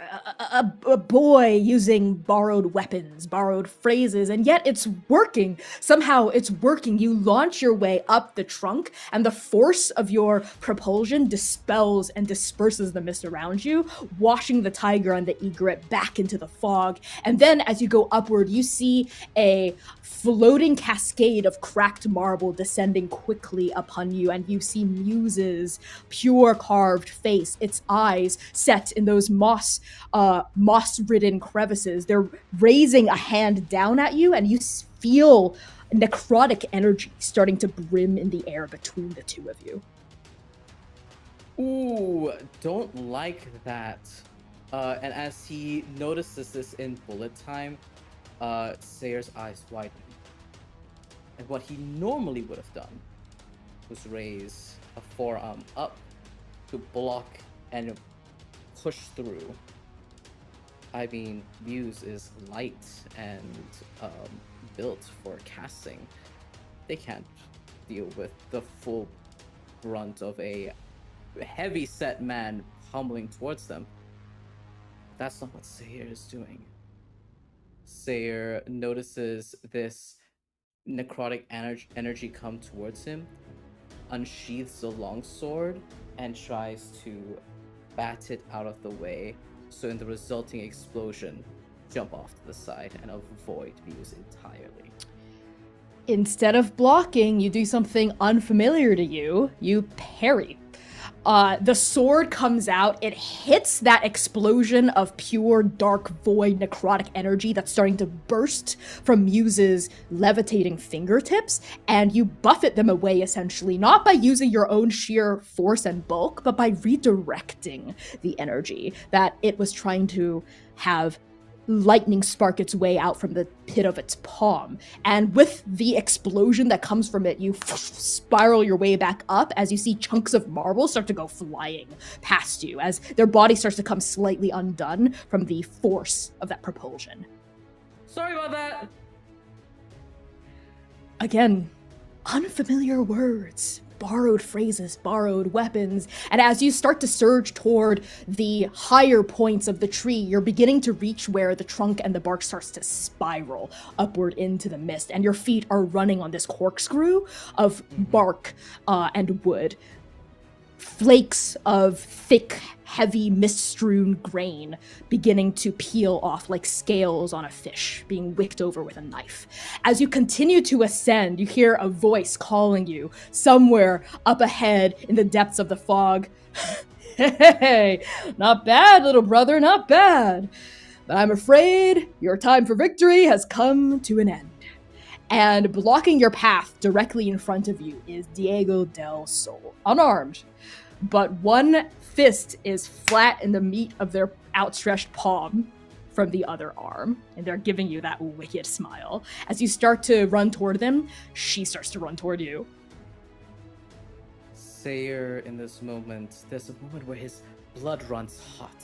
There's something deep inside his chest that calls to him, that's knocking on the door, begging to be acknowledged, begging to be looked at, to be used.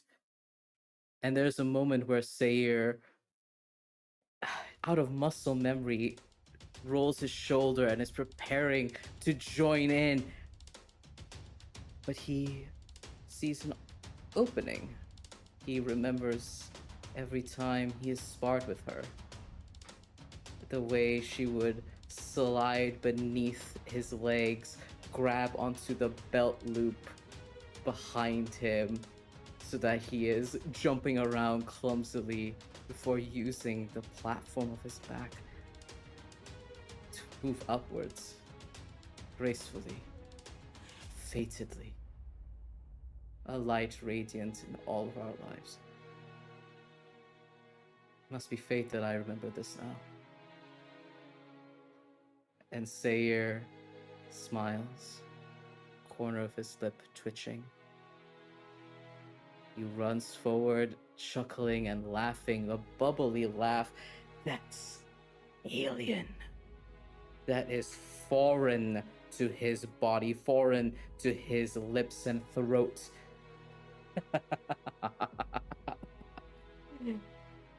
And he slides between their legs to attempt to emerge on the other side and use her back as a platform to jump up. She was expecting you to block, to parry, to face her head on, so she was not expecting you to slide at the last minute between her legs. You feel something above your head explode. You realize it's the atmosphere itself as Diego throws an arm forward and the punch hits empty air. But from the profile, we see just a blast of pure annihilating energy explode out from that clenched fist of his and absolutely blast just a hole through the tips of the alpine pines on the slope around you. It actually also carves out a tunnel through the spiraling path that you're walking on. What the? But you're gone. You've slid past from underneath her legs and you're disappearing into the mist, higher, higher, higher up into this tree. And you're approaching it. You can feel it. You can feel your goal, your quarry beckoning you mere dozens of feet away. And then, without warning, nothing to give you any sort of heed, Long comes striking. She explodes out of the mist to your right from your blind spot, actually. And you see two bronze-tipped spears wicking up in either direction towards your face. And Seir instinctively runs his right hand down towards the hilt of the crescent blade. He pulls, but it doesn't come loose. It's stuck. And he pushes it back and blocks with his long sword and holds it up like he would hold up a crescent blade, the blade outwards, inverted away from himself. Not how this weapon is meant to be wielded, but he wields it nonetheless. The force of it, Seir, of holding this unfamiliar weapon in this unfamiliar position, you do block the blow from Long. But a longsword is double-edged. It bites into your forehead for a second, and you feel a bright crimson line open up across your brow. But the day is not ended. The fight has not yet been won. Long springs back, twirling both of the javelins in her hands, twirls one above her head, and then comes in lunging again, giving you no chance to collect your breath. And he just remembers that image of her in his mind, seeing that blood, seeing that red across his brow, remembering the feeling, the stickiness of his antlers fallen over, the blood covering over his forehead, the fire, the flame, the ash, the lance. And Seir tosses the longsword to block the path of this person because they have to chuck it down to keep moving forward.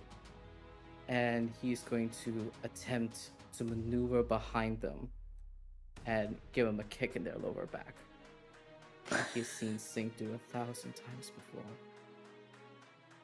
You borrow your sister's maneuver when she's fighting a martial opponent of high skill, high dexterity, and high strength, redirecting Long's power against Tada Self. And you do it. You roll boxcar, Seir, you do it. In this moment, you feel perfectly in sync with everything you think Trans wants, no, needs you to be. You twirl around. Your boot plants in the lower half of their trunk. You buy yourself distance, space, a stagger. You turn, you see the pendant dangling from a bare branch. Your fingers outstretched, you grab for it, and then, as soon as your palm closes over it, the circuit is done.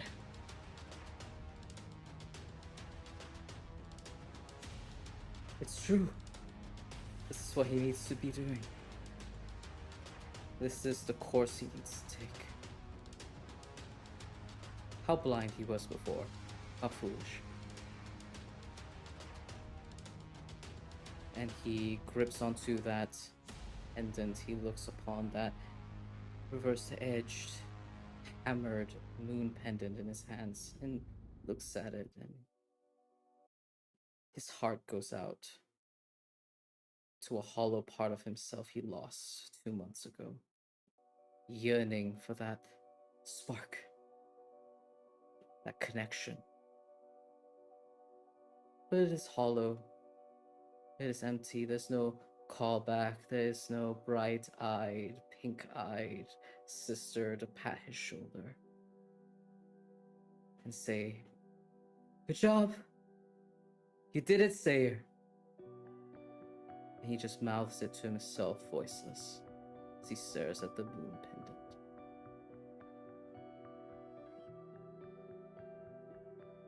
Come on, Seer. We should greet Artemis at the base. He's jerked back to reality. Yes! Yes! And he coils the pendant into his palm, holds it tightly, and follows Tada's lead. Seer, at the base of this massive tree, you are victorious. The crescent moon pendant is pressed in your palm, but as you come out of the mist and toward where Artemis and the rest of the Wild Hunt are gathered, you don't see a scene of celebration or even defeat in your wake. Instead, you see Diego on one knee, bent over Muse. It seems to have fallen hard against the soil, against your explosion. There are stray pieces of curved, cracked marble scattered across the pine needles. And Diego is holding Muse gently and reassuringly, a large hand cupped against its shoulder. You're okay, Muse. You're in pieces already. What's another crack, eh? Extra leg here, extra arm there.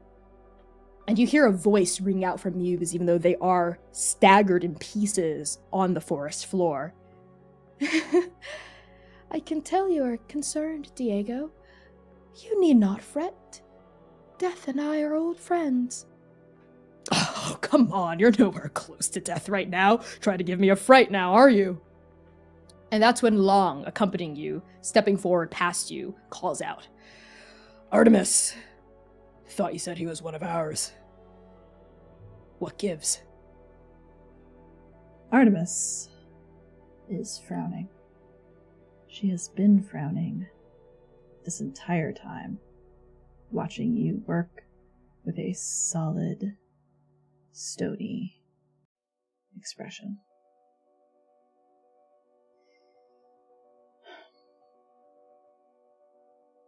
Balance.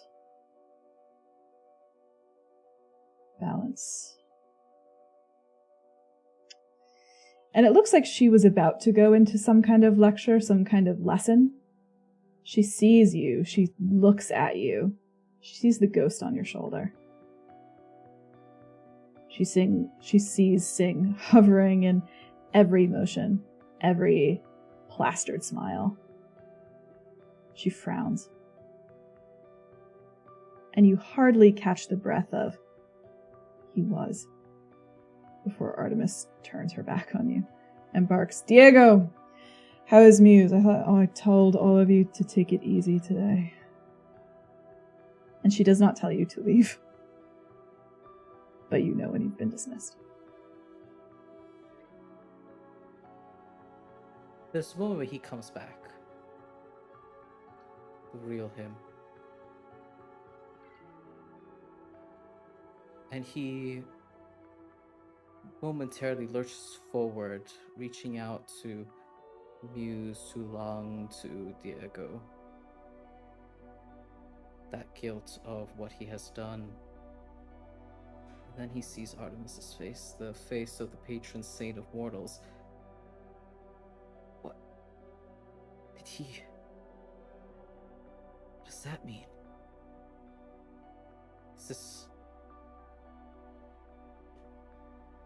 Is that this? And he recollects himself for a moment. There's no space to be held for him here. This is to be reflected on later. Another hidden lesson. Another rubric that he does not understand by which he measures up to. But maybe he will. And maybe this path would be it. And Seer, half-heartedly, pendant dangling in his fist, gives one last look back to the Wild Hunt, back to the great huntress themselves, and walks away. And as Artemis turns her back, you don't see this, but the Wild Hunt does. As she brings a hand to her brow, rubs at it, touching at those eyes that don't belong to her. Just keep making the same mistakes, don't we? And She speaks to no one in particular. And as Long's arm goes around Artemis's shoulders, one of very few people they would ever allow to do, we pan to black. 2 months have passed since the Chosen One's death. 2 months of Zynon as a knife, of Lumira hiding within her restlessness, of Seer seizing a light that has never been his. 2 months, 1 week, 3 days, 11 hours, and 48 minutes. That's when you get the call. All of you, one after the other, your oracle whisking into existence with a colorful, chirruping noise. Attention, Strike Team Nova! You've been summoned to the chamber of the Prime Oracle by Fate herself. And we're going to end the session there. So thank you all so much for tuning in. No. Your chroner Yes. just says, I stopped the clock and we get 5 minutes more explanation for that. That's what I say. Bang, I break the clock. No refunds. Why do you keep hello, treating me everybody. like this? Goodbye, everybody. I have been your Game Master and Creative Producer, Connie. My pronouns are they, he, and she. You can find me across the internet at ByConnieChang. What is that? By Connie Chong, namely Twitter and TikTok. I'm gonna pass along introductions over to the incredible Valiant Dorian. Hello, everybody. I am Valiant Lovewind Dorian. I use he, him, his pronouns. You can find me all around the internet at Valiant Dorian or at Otso Spearbear. Please enjoy that lovely treasure hunt I just set you on. And tonight I had the distinct displeasure of playing Seer, the misbeloved twin brother of the Chosen One, basking in her light, who uses he, they pronouns. And I'm going to pass it over to our local knife, Kai. It's me, a knife. Hi, I'm Kai. I use he, they, and she pronouns. You can find me all over the internet as Estelle of Imladris. And boy, I just had a lot of fun walking through some memories tonight. Having a good old time as Mr. Zanin-ish. So glad to be back and to hear all about all of your people, Sam. Yeah, it's wild how that works out, isn't it? Hi, I'm Sam. I played Lumira, she, her, our healer, local chronologist, bad bitch, and also lone survivor of Tungal? Let's go! Second Stranger Sands rise! So, yeah, I'm here. You can find me all across the interwebs at Lust for Life X. That's LUSTTFORLIFEEX. And yeah, you can find me there. God damn it. Connie, we also have people in the chat that want to file emotional damage complaints, and I've been telling them, see, Banned. I told y'all. I was just letting y'all know. It doesn't, your policy doesn't, it doesn't cover it. This was for y'all, chat. I was fighting for y'all. This is what we get. I'm so sorry. Let's pass it back to the boss. Or actually, Artemis, our lovely, the CV dramaturg, the 2 E's on that the like Megan Thee CV dramaturg. That's high praise. Stop. Oh my god. Hi everyone, my name is C. I use they, them pronouns. You can find me making very trans, very gay art on the internet at C Plays RPG. I'm not normally here. I'm usually behind the scenes as your producer, but tonight I had the absolute pleasure of playing your favorite NPC, Artemis, the patron saint of mortals. Thank you so much for having me. Thank you so much for hanging out while we had some tech issues at the beginning. I appreciate you, as I was also running production for this whole thing. We will be back next week. I will be back next week. They will be back next week. We shall all be back next week. And with that, I think that's it. That's all I have to say. And now I'm going to pass it to the boss. It's me, the boss baby. Yes, we'll be back next week. That's Saturday, January 13th at 8 p.m. US Eastern Time right here on TikTok or Twitch or YouTube Live, wherever you like to watch this stuff. If you're on TikTok, all information about the show can be found in the link in my bio. Literally every single question you might have. What is this? Bam, in there. When is this? Bam, in there. Where can I watch this when I'm not live? Bam, in there. Every single question you might have in the link in my bio. I promise you. You can join our Discord server by going to transplanarrpg.com. That's the link in my bio. Scrolling all the way to the very bottom, and that's where our contact information is. That's where the Discord server. If you want to support our work, pledge to our Patreon. That helps immensely. We have the lowest tier is only $3 a month. That's less than a coffee these days, and it helps us so immensely with helping to keep the lights on, stay independent, do our thing, and get to tell these stories and share this community with all of you. Don't forget to submit to the fan art reel for next week. We have another whole week. Especially if you've already made art, you're good to submit art you've already made for anything Transplanter related. With that, we're going to raid out on Twitch to someone really awesome right now, no doubt. On TikTok, we're just going to sign off. Thank you all so much for watching. We love you all so much. We will see you next week, 8 p.m. US Eastern Time, right here. Bijou.